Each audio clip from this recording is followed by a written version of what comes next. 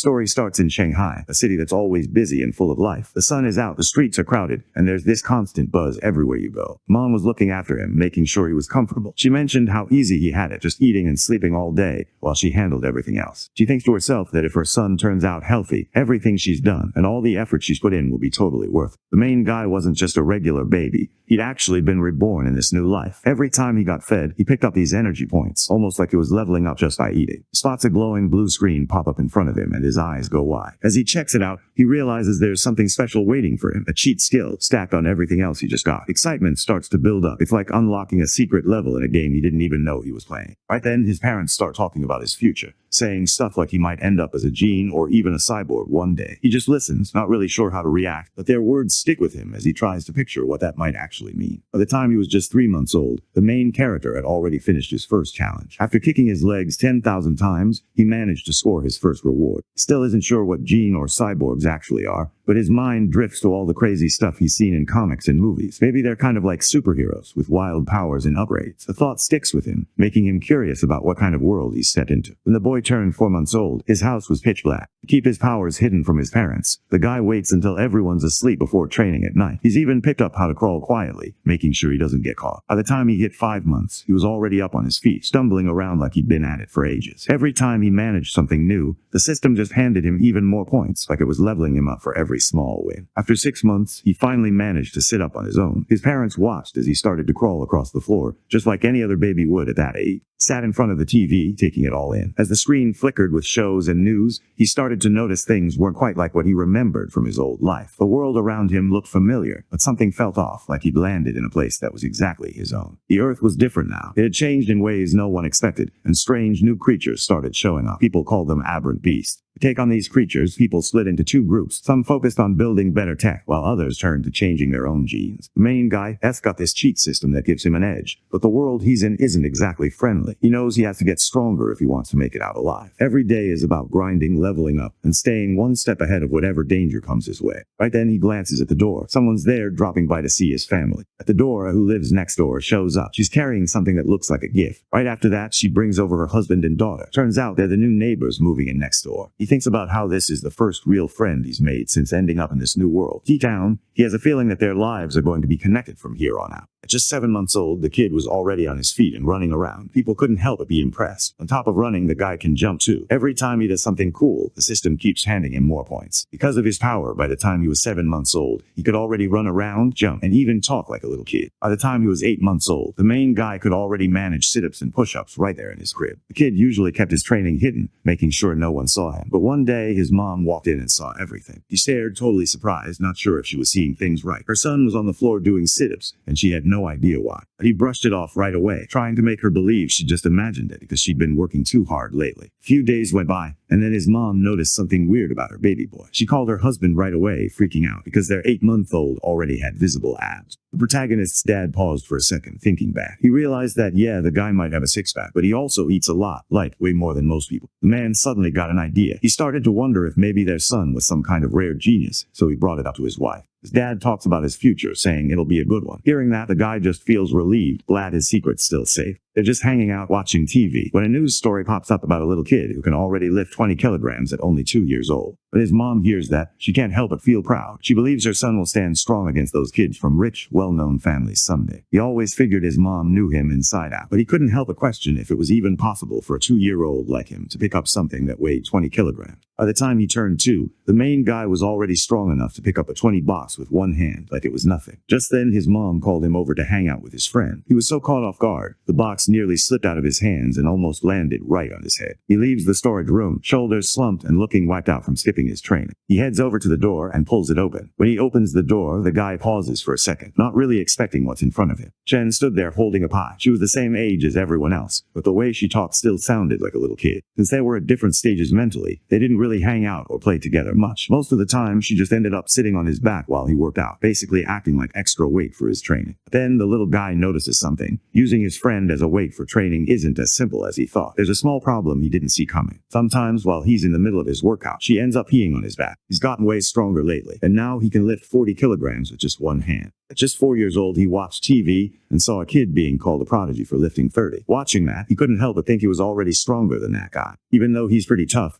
His body stats are still stuck at rank 1. He can't help but wonder what's waiting for him at the next level. For the first time ever, the guy steps outside his house. Everything feels new as he looks around and takes in the world waiting for him. He heads straight to the library, mostly because his parents won't let him use any electronics at home. When he gets there, he takes off ahead of the group. His friend, who's a few steps behind, tries to get him to slow down, but he's too caught up in the moment to stop. His mom wonders why he always picks tough books, but he just keeps flipping the pages, totally into whatever story he's reading. As he flipped through the books, he found out there are 6 different levels in this world. They go from the regular, everyday stuff all the way up to the legendary, almost unreal creatures people only talk about in stories. He learns that every level comes with 9 different ranks. Realizing this, he starts to feel pretty small in a world that seems way more dangerous than he thought. While he's reading, the system suddenly gives him a new ability because he's just hit the milestone of reading 100 million characters. With a new mission from the system, the main character spends the next few days locked in on training and reading. He barely takes a break, just grinding through each day, determined to get stronger. His focus is all in, not letting anything distract him while he works to level up. When he turned 4, he headed off to kindergarten for the first time, tagging along with his friend. Soon after he hits level 2, he finds himself strong enough to lift 80 kilos, and his speed picks up a lot too. He knew that having these new abilities meant he couldn't just stand by anymore, especially when his friend was getting picked on. The main guy jumps right into the center of the room. He moves faster and hits harder than anyone around him, jumping into action without wasting a second. As he does, everyone nearby can sense the rush of power coming off him. He steps up and warns everyone that if anyone messes with his friend again, they'll wake up to a nasty surprise in their bed. The whole room goes quiet, and nobody wants to test if he's serious. After he stood up and made his threat, the bullies couldn't hold it together and started crying, totally freaked out. Meanwhile, his friend just stared at him, clearly impressed by what he did. After that, the system lets him know he's now the king of the kindergarten because he stands out so much. RMC didn't expect a new mission to pop up, but suddenly it did. As he checked it out, he realized something cool. He could actually handle several missions at once. That was definitely new for him. 6 months later, he finishes his reading mission. Now, he can learn stuff as fast as any regular person ever could. Time moved fast, and before anyone really noticed, the boy turned 7. It was finally time for him and his classmates to finish kindergarten and move on. Before elementary school even started, he used his break to keep working out and getting stronger. He trained so much that by the end, he could already lift 200 kilograms. His jump got way better, and this time he actually cleared the 2-meter mark. He started picking up speed, and eventually managed to finish the 100-meter dash in less than 8 seconds. Thanks to his super intelligence, he blew through all of elementary school, and now he was just hanging around, waiting to see what challenge would come next. At last, his days in elementary school kicked off. He walked in already sure that the school competitions wouldn't give him any trouble. He ended up winning the national academic competition, just like everyone thought he would. His family was really proud of it. Whenever he had some downtime at school, the main guy used it to help Shen with studying. She didn't start out as the in class, but once he started helping her out, she climbed up to 2nd place just after him. He wanted that title as soon as possible, so he jumped into every sports event and ended up smashing all the records. He thought school was finally going to be chill for once, but then a new kid transferred into his class out of nowhere. The teacher brings in a new student named, and right away, the main character notices something strange about her. There's just this weird vibe coming off her, not really something you'd expect from a regular person. The new guy with white hair heads down the classroom aisle. Everyone glances over, checking him out as he passes by. While his friend noticed the new girl's hair and made a comment about it, the main guy didn't really pay attention. His mind was somewhere else, caught up in his own thoughts. Right then, the girl with white hair drops into her seat. He noticed something off about her vibe. It just wasn't normal. That got him thinking maybe she was a gene. The idea stuck in his head, making him uneasy. Over the next few days, the new girl kept to herself. She didn't say a word to anyone and spent all her time at her desk, head down, catching up on sleep. At first, everyone noticed her and wondered about her, but after a while, nobody really paid attention anymore. About a month later, things changed. The girl suddenly looked uneasy, beads of sweat showing up on her forehead. Everyone near her noticed the stuff had a seriously bad smell. The other students noticed the smell and weren't happy about it. Complaints started popping up around the classroom. One kid steps up to her and suddenly splashes water all over her. He acts like he's helping her clean up, but it's clear he's just messing with her. The girl pressed her hands down on the wet desk, her fingers curling into tight fists. Anyone looking at her could tell she was mad. She tries her best to keep it together, but after getting embarrassed in front of everyone, the tears just start falling. She can't hide how upset she is, no matter how hard she tries. The girl sits at her desk and starts crying, her head down as tears roll onto her arms. Around her, the other students just stare, not moving or saying a word. They look unsure, maybe even awkward, but no one steps in to help. His friend looked over at who was clearly having a rough time with the bullies. He wondered if there was a way they could step in and do something to help out. He agreed to help her out, figuring she wasn't dangerous or anything, just a girl getting picked on. He moves fast, reaching out and grabbing the bully by the collar. The bully freezes, caught off guard and not expecting anyone to stand up to him. With a scary grin on his face, the main guy made it clear that the troublemaker had to start cleaning up right next to his desk, and he wasn't joking around. The kid's eyes go wide, and he freezes for a second. He's scared and doesn't even think twice before deciding to clean up the mess he made. Everyone at school knew what the main character was like, so the bully just wiped down the desk quietly, not saying a word. After that, he points out the guys who were giving the new girl a hard time and makes it clear they should go say sorry to her. Everyone else in the class freezes up, nerves kicking in. Nobody wants trouble, so they all get ready to apologize. One after another, the guys lower their heads and say sorry to the girl. They all make it clear they won't mess with her anymore. The white-haired girl nodded at the two guys, clearly grateful for what they'd done. She seemed relieved, like a weight had been lifted now that she wasn't alone in that tough situation. His friend just rushed it off like it was no big deal, but after that, she started making an effort to get to know her better. Whenever she grabbed something good to eat, she'd share it with her new friend and always made sure to include the main guy too. The new girl looks unsure about joining in, and she doesn't take the snack right away. She hangs back for a moment, kind of sizing up the situation, like she's not quite ready to jump in yet. She wonders if the others are grossed out by how she smells. For as long as she could remember, the girl felt like she never really fit in. She was used to being on her own, always on the outside looking in. But now, with someone finally sticking by her, it almost didn't feel real, like something out of a dream. When his friend lets her know it's all real and not just a dream, she gets even more worked up, emotions hitting her all at once. His friend got it. She understood what it was like, and because of that, she couldn't bring herself to judge or look down on her. The new girl stood there a little unsure, but the hero's friend smiled and reached out to her. She wanted the new girl to feel welcome, like she was already part of the group. The hero watched, thinking how cool it was to have friends who made everyone feel included. Out of nowhere, the girl with the long hair walked right up and wrapped her arms around his friend. He can't help but tear up, smiling as she wipes her eyes. The happiness is obvious on her face. She's really grateful for her new friends, and it shows. She keeps crying, but then something clicks in her mind. There's something really important she needs to let them know. Even with the tears, she can't forget. The girl thought about how they had shared their snacks with her earlier. Wanting to do something nice back, she decided she should give them something too. She hands over a pair of beast fangs she got for her birthday, hoping the guys will think they're cool. The necklace with the fangs gets passed over, showing that these two have just become friends. The three of them hang out, enjoying their time and the start of something new. They're all smiles, joking around, and it just feels right, like they found people who get them. Deep down, each one hopes this friendship sticks, and that the good times last a long time. She always figured their friendship was unbreakable, like nothing could mess it up. But then, out of nowhere, something happened that she never saw coming. He checks out the news for himself and spots the new girl actually filling out some transfer forms. The boy leans in and takes a quick look through the doorway of the principal's office. Inside, he spots the girl sitting with some guy who looks part machine, busy going through a stack of papers. Now he knows for sure isn't just some regular guy. There's definitely more going on with him than he first thought. After that day, the girls stopped showing up, and the guys at MNC just went back to their usual routines. She slowly faded out of their lives, turning into one of those memories from when they were kids. Something you think about once in a while, but mostly just leave in the past. But what really got his attention was everything that happened after she left. When he got home, the boy handed his mom a message. She looked relieved, like a weight had been lifted after a long day at work. Thanks to his skill, a message popped up for him. At the same time, he noticed a news report on TV talking about the prodigy from Kyoto. When he was only 10, the kid on TV went through some kind of gene experiment, and after that, he picked up this huge boulder with just one hand like it was nothing. Right then, his dad walked in and started grumbling about how this guy always seems to be popping up on TV. The boy listens as his parents have a serious conversation with the man. The guy starts explaining that the boy's family, known for their martial arts, actually has some pretty advanced tech hidden away. It's not something you'd expect from a family like theirs, and the boy can't help but feel surprised by what he's hearing. At just 8 years old, the main character already knows he can lift 300 kilograms on his own. No special tricks or powers needed. After seeing what he could actually do, he started to think maybe he was capable of more than he thought. That idea stuck with him, and he felt more sure about where he was headed. Then, his confidence disappears the moment he sees a breaking news alert about a beast attack happening in a country nearby. The news on TV reports that giant rats tore through the city, leaving everything red. Right in the middle of the Taos, one of the giant rats grabs a woman. Things are looking bad for her, and it seems like she's not going to make it. The creature slammed its huge jaws together, leaving the woman with no way out. The news switched over to a politician who looked desperate. He was asking for help and pointing the finger at some cult, saying they were the reason behind the beast attack. The guy feels pretty lucky to live somewhere safe, where he doesn't have to worry all the time. It's a good feeling, knowing he can just focus on growing up, hanging out, and figuring out life without looking over his shoulder. Out of nowhere, he catches a weird noise. His eyes snap open, surprised. Suddenly, a loud explosion echoes through the air, catching everyone off guard. Right away, the young hero tenses up, his senses sharp as he tries to figure out what's going on. The MC doesn't hesitate. He heads straight for the window, wanting to find out what just went down. When he arrives, he slowly pulls the curtain aside and checks out what's going on outside. He looks out the window and spots a bunch of cyborgs flying past. It's weird to see so many at once, and he can't help but wonder what's going on. The next morning rolls around, and everything seems normal again. He grabs his stuff and heads out for school, just like any other day. He shows up and his friend's already there, clearly annoyed because he's late for class again. He glances over at her and spots something weird glowing. He walks over and notices the beast fan gave her his glowing really bright. He finally gets it. The weird vibe around the girl was all because of that monster tooth she had. The light disappears pretty quickly, but he can't stop replaying everything that happened last night in his head. The guys are just making their way down the street when a tall woman suddenly steps out in front of them. She looks kind of mysterious, and it catches them off guard. The red-haired woman smiled, looking at the kids with a warm expression. She seemed to think they were really cute, almost like she couldn't help but be charmed by them. The woman looked at the two of them and tried to figure out if they were related or maybe dating. His friend just smiles and explains that they've known each other since they were kids. The woman looks at them, grinning in a way that almost feels sly. She watches the two friends joking around and hanging out together, and anyone could tell she wishes she had something like that too. She notices they're walking by themselves and starts looking around, wondering where their parents might be. Right when the girl was about to say something, the main guy reached out and grabbed her hand, stopping her before she could get any words out. He grabs her hand and hurries down the street, making it clear they're running behind and need to get to school fast. When they got to the schoolyard, the guy nudged his friend, quietly letting him know to stay away from people he didn't know. The school day finally ends, and the two boys grab their stuff and walk home side by side. His friend walks through the alley, glancing around and feeling uneasy. There's barely a sound, and the place just gives him the creeps. He points out that the place is empty because it's set to be torn down soon, so nobody really hangs out there anymore. Out of nowhere, they hear a voice they recognize. It's that same woman they saw before showing up again. The red-haired woman stood there, waiting. As soon as she spotted them, it was clear she knew exactly who they were. He couldn't believe it. He thought he'd lost her by slipping down a side street, but somehow she was still right behind him. It didn't make sense, and he started to wonder if she knew the area even better than he did.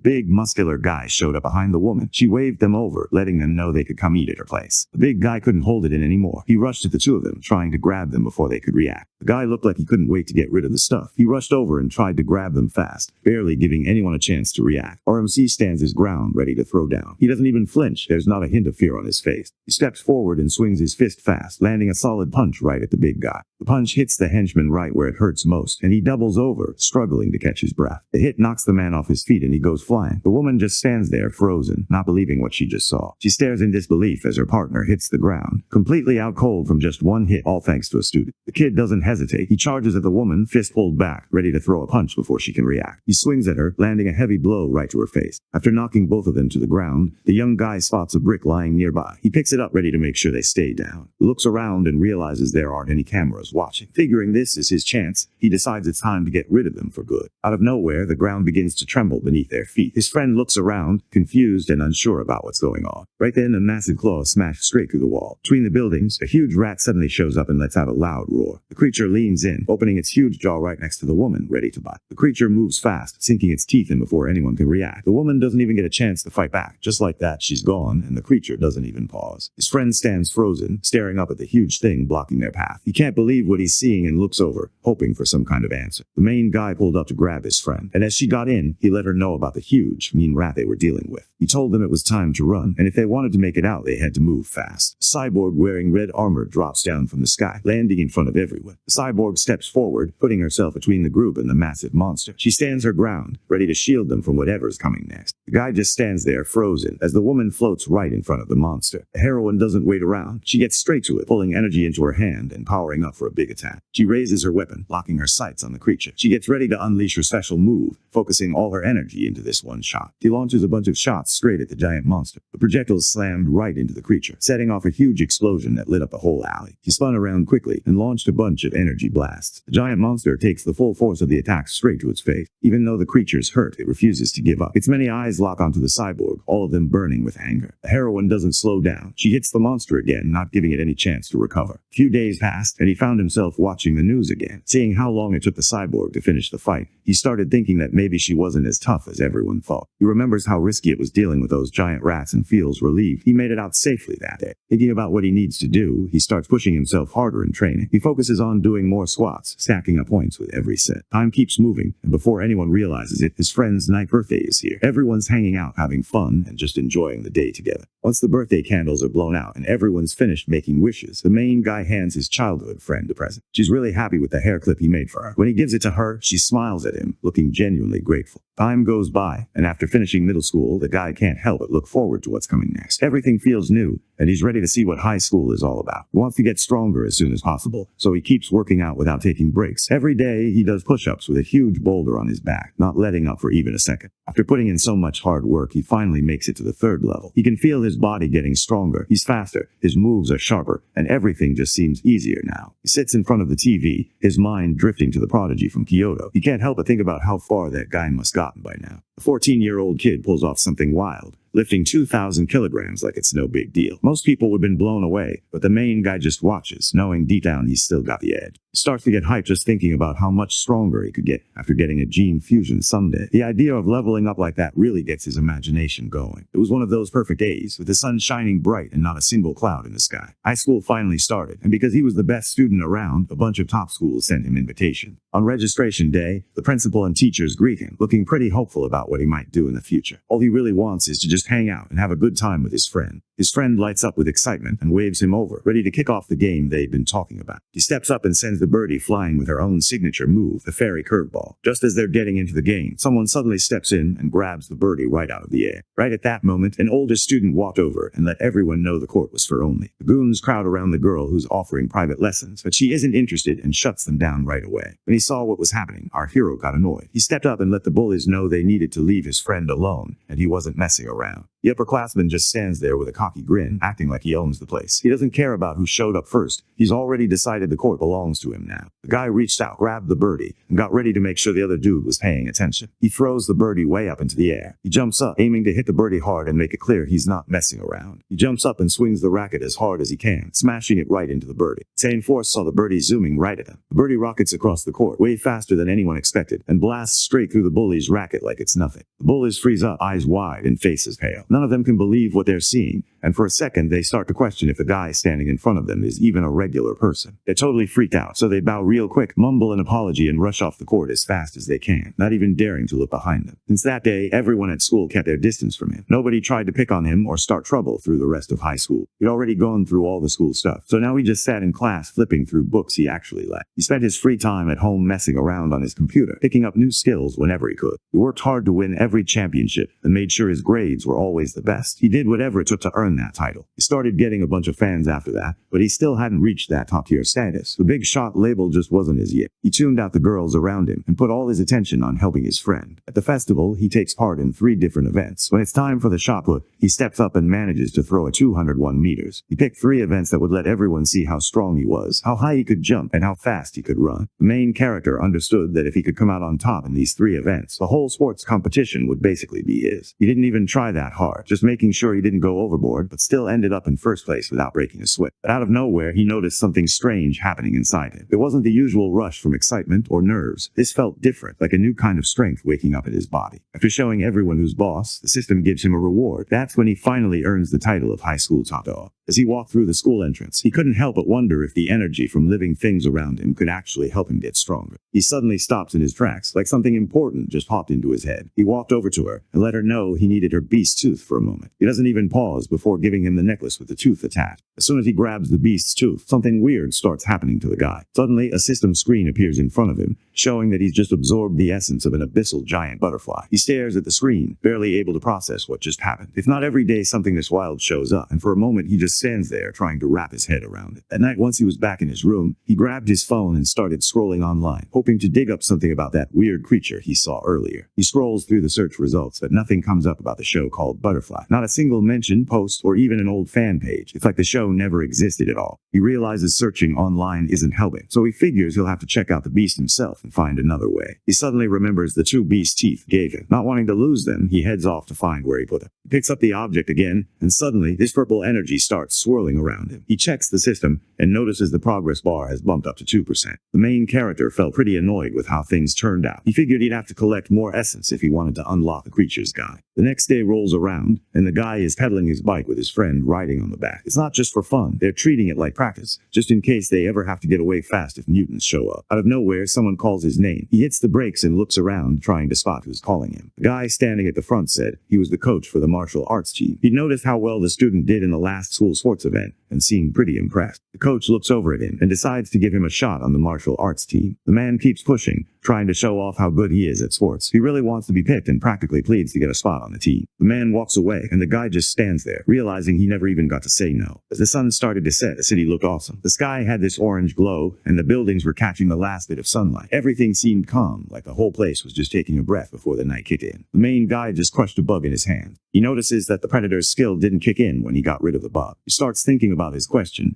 and figures he needs to check things out somewhere different, so he heads outside to put his idea to the test. He grabs his bike, wanting to get there as quickly as possible. He wants to see if he's right, so he heads out to the supermarket with his friend, the one that sells beast meat. Not long after, they pull up to a big supermarket right in the middle of the city. He steps inside and quickly figures out there's no way to try out his idea. All the beast meat is already packed up, so there's nothing he can really do. Out of nowhere, he hears someone calling out about fresh beast meat for sale. The guy notices a butcher right in front of him, slicing up some fresh meat. He tells his friend to hang back for a second, and jogs over to get a better look at the meetup happening nearby. The girl looks pretty lost, not really sure what's going on. The guy doesn't bother to clear things up for her at all. Instead, he just moves in fast, reaching out to check out the meat himself. He hesitated for a second, staring down at the meat. The answers he'd been looking for were right there, and he couldn't ignore it any longer. Slowly, he reached out, needing to know for sure if his hunch was actually right. As soon as he touches it, purple energy shows up. The young guy realizes right away that this beast meat actually holds some serious life force. The guy couldn't hide how pumped he was, grinning as he pumped his fist in the air. His friend looked over, kind of confused, trying to figure out why someone would get this hype just from touching a piece of meat. The girl wanted to know what it was like, and wondered if it felt any different from a regular. He says it's just fresher, and even lets her know she can check it out if she wants, but she's not interested and turns him down. He figured since they were already at the store, they could just grab some and see how it tastes later at home. He spots the look on his friend's face and gets it. Beast meat costs way more than most people expect. The prices are no joke. The phantom squid was the cheapest option, but it still cost nearly $1,000 each. He looked at the price, thought about it for a second, and went with that one. His friend starts to look uneasy about how much it costs, and thinks he should probably check with his aunt before spending the money. The main guy stays chill and just pats her on the head, letting her know everything's fine. He makes up a story, telling them his mom wanted him to pick up a bunch to take back home. He remembers his mom mentioning how it'd be a good idea to bring it over to his friend's house and turn it into a big meal for everyone. He figures if he tries to take the essence out right there, he could mess up the meat, so he just goes straight to the checkout. He pays for his stuff, the cashier nods, and as he walks out, he can't help but think about how much cash he just dropped on that. It was late at night and things were starting to get a bit sketchy, so they decided to head straight home where it was safe. It's nighttime, and after a crazy day, the guy is riding his bike, giving his friend a lift home. He realizes that taking a bite of the meat barely made a difference. It's like he's only unlocked a tiny bit of the squid illustration, not even close to seeing the whole thing. Things got even more annoying when he realized this was the cheapest beast meat he could find at the market. He realizes he needs to come up with his own way to earn some cash, since asking his parents isn't an option. Right then, he suddenly remembers why he even bought the meat in the first place. It was just to see if it would go bad. He looks over at his bike's basket and realizes it's been a while. The meat inside is starting to glow. He's pretty pumped since the meat looks top-notch, and the system says he's made 3% progress. His friend suddenly freaks out, pointing straight ahead. There's someone standing right in their way. The main guy spots trouble ahead and instantly hits the brakes as hard as he can, trying his best to stop before anything bad happens. He nearly crashes into a couple on the sidewalk, barely managing to swerve out of the way. He quickly mutters an apology, trying to steady his bike and keep moving before things get more awkward. Our MC couldn't stop thinking about how he got too caught up in absorbing energy. He kept replaying it in his mind, annoyed with himself. Up ahead, his friend suddenly pointed at something, snapping him out of his thoughts. Up ahead, they spot a big guy gripping a woman tight, holding a knife right up to her neck. The cops had already shown up. They stood a safe distance away, keeping their eyes on the guy holding the weapon, trying to get him to chill out and put it down. The officer could tell right away that the guy wasn't messing around. He looked like he knew exactly what he was doing, and it was clear that taking a shot without thinking could end up hurting the hostage. The captain quickly rejects the plan to use sleek gas. He figures it might just make the criminal angry before it even works. He bends down and grabs a small pebble off the ground, rolling it in his hand as he gets ready to do something. He snaps his finger and sends the pebble flying, hitting the bad guy dead on, fast and right where he aimed. The pebble smacked right into the guy's hand. He instantly lost his grip on both the knife and the person he was holding, and everything just dropped. The police captain sees his chance and signals his team to jump into action. The officers spot their chance and move fast. They jump in, grabbing the kidnapper and getting him on the ground. In just a few seconds, they've got him cuffed, making sure he can't get away. The guy tries to leave like nothing happened, but his friend stops him and wants to know if he was the one who tossed the pebble. Out of nowhere, the captain called everyone to a halt. He looked straight at the group and wanted to know if the kid was the one who had tossed the pebble. The main guy starts to get nervous. He tries to play it cool, forcing a smile and pretending nothing's wrong, even though it's pretty obvious he's not telling the whole truth. The The officer stands there, watching as they walk away. He can't help but think it's weird. Most people like to get credit when they do something good, but this guy just left without saying much, and the officers left wondering why anyone would pass up a chance to be noticed for doing the right thing. The captain let everyone know there was a reward waiting for whoever helped out. When the guy hears someone mention a crew, his eyes light up, already thinking about all the cash he could make. He slams on the brakes so hard the bike almost hits, then spins around and heads straight back to the officer. He owns up to it, letting everyone know he took the money because right now he really needs it. After everything that happened, they made their way to the police station. This was the moment he was finally picking up his first paycheck, money he actually earned himself. Out of nowhere, the criminal begins to change right in front of everyone. His body twists and shifts, turning less human and more like something out of a nightmare. The guys watching can hardly believe what they're seeing as he becomes this full-on monster. The criminal suddenly changes shape, growing into a massive rat right in front of everyone. One of the officers points at him, saying he's not normal and that something weird is happening to his body. The creature goes straight for the attack, not even hesitating. With one powerful swipe, it knocks the female officer off her feet, sending her flying backward. The captain looked at the creature and gave his team the signal to start shooting. Everyone knew they had to watch out, making sure none of their shots hit people nearby. The team moved into position, keeping their focus on the target while checking for civilians in the area. The officers fire their guns at the monster, but nothing happens. The bullets just bounce off, so they quickly radio for backup. At the same time, the main character's friend doesn't seem to be dealing with everything going on. She looks pretty stressed out, almost like the chaos is getting to her more than anyone else. Our hero quickly pulls both of them along and takes off running. He's not wasting any time. Right now, getting out of there safely is all he cares about. He spots the monster and actually feels relieved. He starts thinking about how much power from the Rat King he could actually take in. Curiosity gets the better of him,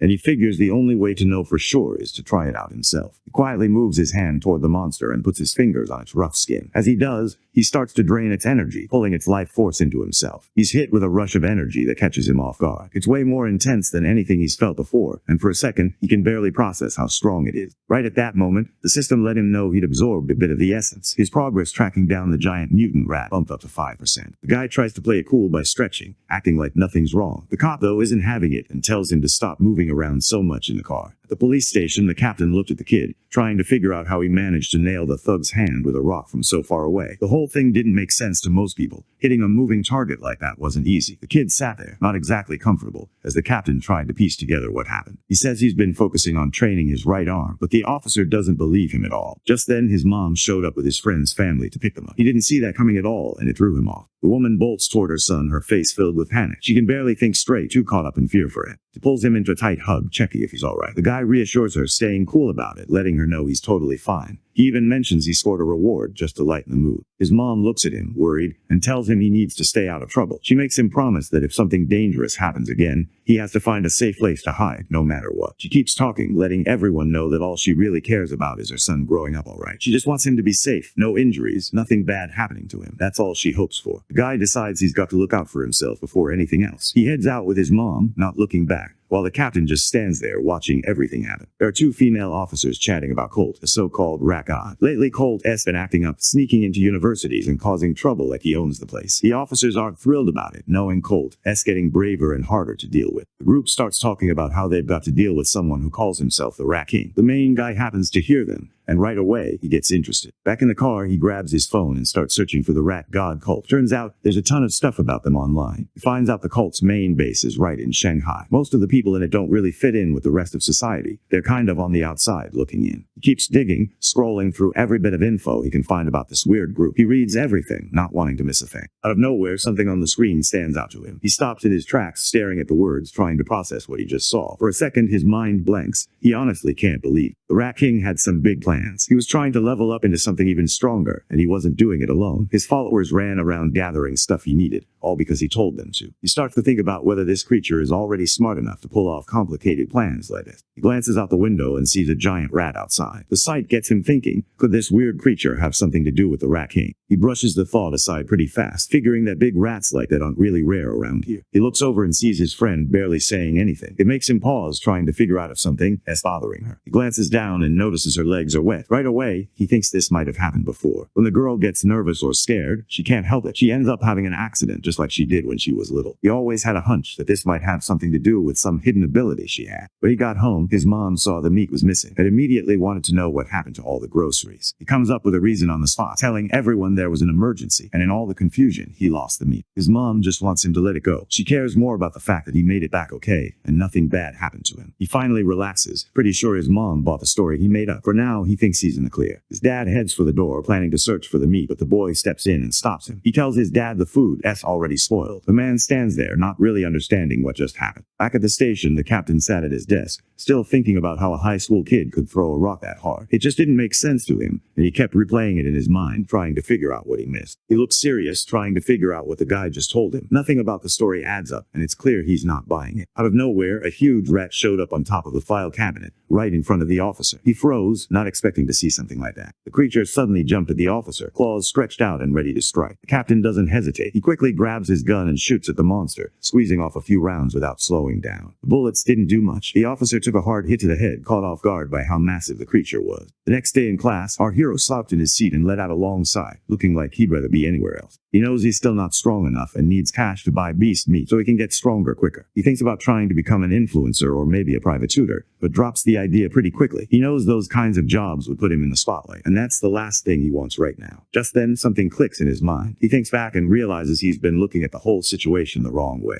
In a world where martial artists and cyborgs are just part of everyday life, the main guy looks around and realizes he can't just sit on the sidelines anymore. Everyone else is leveling up, so he figures it's about time he jumps in and starts making moves himself. The guy walks over to the school gym, hands shoved in his pockets, trying to act casual but looking around just in case someone's watching. The hallway is pretty empty, and he can hear his sneakers squeaking against the floor as he gets closer to the big double doors. When he arrives, he spots Coach Gu having a drink. The main guy heads over and gives the coach a nod. The coach looked over at, sizing him up. He seemed curious, probably wondering if was interested in signing up for the martial arts team. The main character wonders if being on the team might let him play in the city tournaments. He's got that hope in his eyes, thinking about what it would be like to actually compete on that bigger stage. The idea of showing what he's got in front of a real crowd definitely gets his heart racing a bit. The coach gets hyped and nods, letting everyone know the answer is yes. He also mentions the prizes aren't small, they're actually worth tens of thousands. Reaches out and shakes the coach's hand. From that moment, he knows he's officially on the team. The coach gathers everyone together and lets the team know that someone new is joining them. Each person in the group takes a turn sharing their name, and when it's his turn, the main guy does too. The coach could tell right away that this was the hero's first time in the gym, so he decided to keep it simple and started showing him how to throw a basic punch and how to kick properly. The hero watched closely, trying to copy the moves, feeling a bit awkward but curious about how it all worked. He points out how the moves seem pretty easy at first glance, but even the best student needed a whole week just to get them down. He steadies himself, squaring his shoulders and raising his fists like he's about to jump into a real match. He's focused, every muscle tense, just waiting for the right moment to make his move.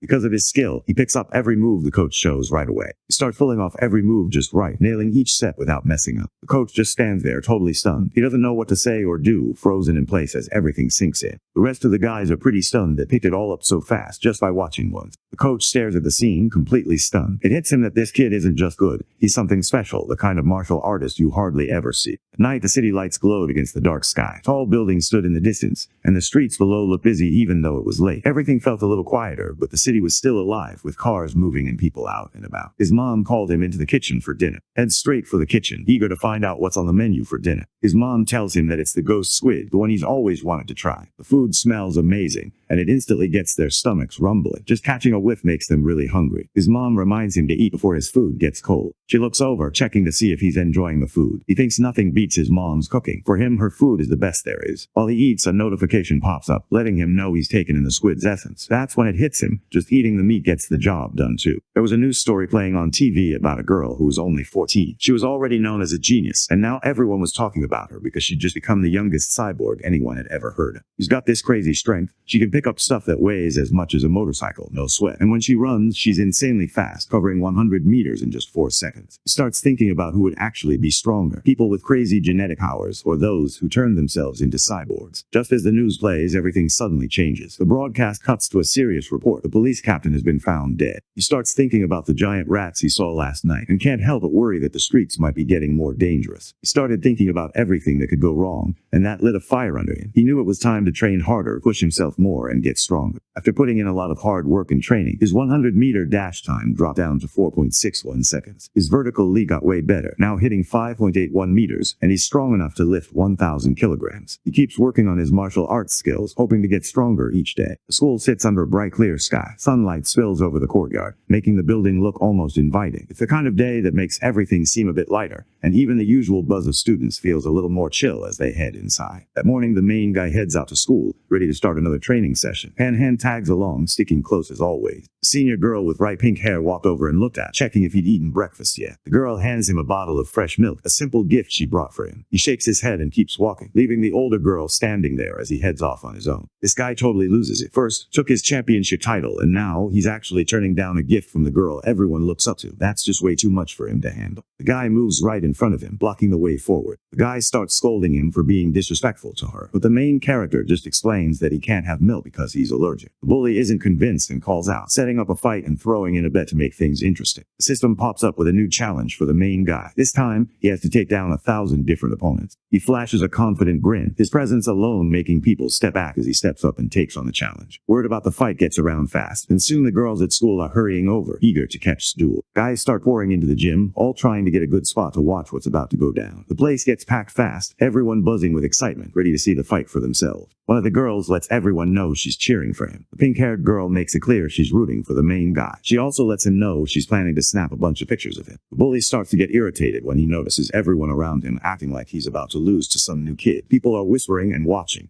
and it's obvious they expect the newbie to win. The bully hates the attention and feels his pride getting poked. He tells himself there's no other option. He has to take down C now before the guy gets even tougher. He stands in front of his opponent, hoping this fight doesn't drag on. In the back of his mind, he's already thinking about dinner at home and wants to wrap things up fast. Will nods with a sly grin, ready to make it happen. Coach Go steps in, making sure everyone remembers that being friends matters more than anything else. Once he's said his piece, he gives the signal and the match kicks off. Right when things are about to kick off, the bully suddenly pauses and tells everyone to hold up. The guy decided to keep things fair, so he let our main character go first, giving him the first 3 moves. After all, he'd been training for 2 years already. Didn't even pause to think about the disadvantage. He just charged straight ahead. He steps forward and swings his right fist straight at the guy. He took the hit right to his face and got knocked off his feet, sent flying backward. The guy drops to the floor, totally out cold. Coach just sat there on the floor, trying to process what happened. He couldn't wrap his head around the fact that the fight was over after just 1 punch. The rest of the team just stands there, caught off guard. No one really knows what to do next, and a heavy silence hangs in the air. Everyone's faces show how much the situation has thrown them off. Throws his hands up, pumped about the big win. He grins, soaking in the moment and feeling proud of how things turned out. The older girls in the crowd started clapping and hyping up, clearly impressed by what he just did. They couldn't help but show him some love for pulling it off. The system lets him know he's beaten a rival and caught the attention of some girls. Still, he's got a long way to go. There are 999 more challenges waiting for him. The guy notices the perfect moment and decides to call over the older students for a quick game. The seniors aren't having it. That invitation has them looking for any way out, tossing around lame excuses and hoping someone else will step up first. None of them want to go through with it, and you can see them trying to dodge it however they can. They start coming up with reasons to get out of the fight, saying they need to study, head home for dinner, or that they're not feeling well. The guy who got knocked out slowly gets back on his feet, looking pretty annoyed. He points at the hero like he's trying to call him out for playing dirty, not ready to admit he lost fair and square. The coach isn't happy and calls him out, telling him to deal with the loss and move on. But while everyone else is moving on, he's stuck thinking about, wondering just how strong that guy really is and what would happen if he put him to the test. The coach looked around and then called on another guy from the team to step up and go against the main character. The chosen one looks pretty desperate, but he still gets ready to fight. Even though he's trying to act tough, anyone could tell he really doesn't want to mess up his face. About 10 minutes later, every senior is sprawled out on the floor, totally worn out. He figures out that just the first fight mattered for the mission. All the other friendly matches didn't count at all. The coach walks over, clearly pumped up, and gives some serious props. In just a month, it's already turned into the team's top player. With joining the team, everyone at Shanghai High starts to believe they've got a real shot at taking down the other schools and grabbing the trophy at this year's regional tournament. He figures out the tournament is the best shot he's got to take down a bunch of rivals at once. He starts to get hyped, realizing that if he beats everyone in the competition, they'll help him move forward with his mission. He hears someone calling out to him, walked over looking a bit tired. He finally gave in and accepted that the main guy was stronger, no more doubts about it. Nobody could believe what just did. The way he announced himself made everyone uncomfortable, and some people even looked away, not wanting to watch anymore. The whole room felt tense, and it was clear nobody liked what just happened. He looks around and notices the place is empty. Everyone else took off, and now he's standing there by himself. The main guy is out on the track, running alongside Han. Once they finished their 3,000-meter run, the group moved straight into martial arts practice. They spent the next hour going through different moves and drills, sweating it out together. Everyone was tired, but no one wanted to be the first to slow down. They get down and start doing sit-ups and push-ups, trying to get stronger and last longer during training. Keeps pushing through the tough training, not slowing down even though he's tired. He's focused, sweating, and determined to get stronger, no matter how hard it gets. After every training session, gives a quick massage to help her muscles relax. He puts in serious hours at the gym, pushing himself harder every day. He's got his eyes on the tournament and wants to figure out his power fast, so he doesn't waste a single minute. A month passes, and the tournament everyone's been waiting for is finally here. The city's huge gym is buzzing with excitement, every seat filled as the tournament is just about to kick off. Fans are everywhere, waiting to see what's going to happen next. Coach Go sat in the waiting area, feeling tense. The team they were about to go up against was known for being the best, and it weighed heavily on his mind. He couldn't help but fidget a little, glancing around and trying to keep calm, but the pressure was real. The team could tell they were in trouble. The other side had this insanely fast guy, and everybody knew it. No one really wanted to admit it out loud, but some of them were already thinking the game might be over before it even started. Right then, puts his hand up. He's the first to step forward, ready to take on the fight. The coach thinks it's a good plan, and picks the main guy to go up first. The guys and the coach get hyped and start cheering, their energy filling up the whole space. His opponent slammed his foot down on the ground. The big dude showed up. He noticed his name on the tournament list and gave him props for signing up. He just rolls his eyes, clearly not taking the idea seriously. In his mind, there's no way a short freshman like him should even think about stepping into the ring. The brute starts flexing, making a big deal about how much bigger and stronger he is than. He looks pretty full of himself, clearly trying to prove a point. The referee raises his hand, and just like that, the duel kicks off. The giant opponent rushed straight toward, not holding anything back. The big guy went in for an attack, thinking he had it in the bag, but the protagonist moved out of the way without breaking a sweat, catching the big guy off guard. He's a chance and goes for it, slamming his open hand right into the guy's chest. The palm strike hits hard, so hard that the big guy gets launched backward and drops to the ground, completely out cold. The referee looks surprised as he points to, making it clear to everyone that just won. He throws his hands up, grinning like he just hit the game-winning shot. He can't help but jump around, barely able to stand still as everyone around him joins in, slapping his back and messing up his hair. The win feels unreal, and for a second, nothing else matters. The whole team loses it when they pull off such a huge win. Everybody's high-fiving, jumping around, and just soaking in the excitement. It's like all the hard work finally paid off,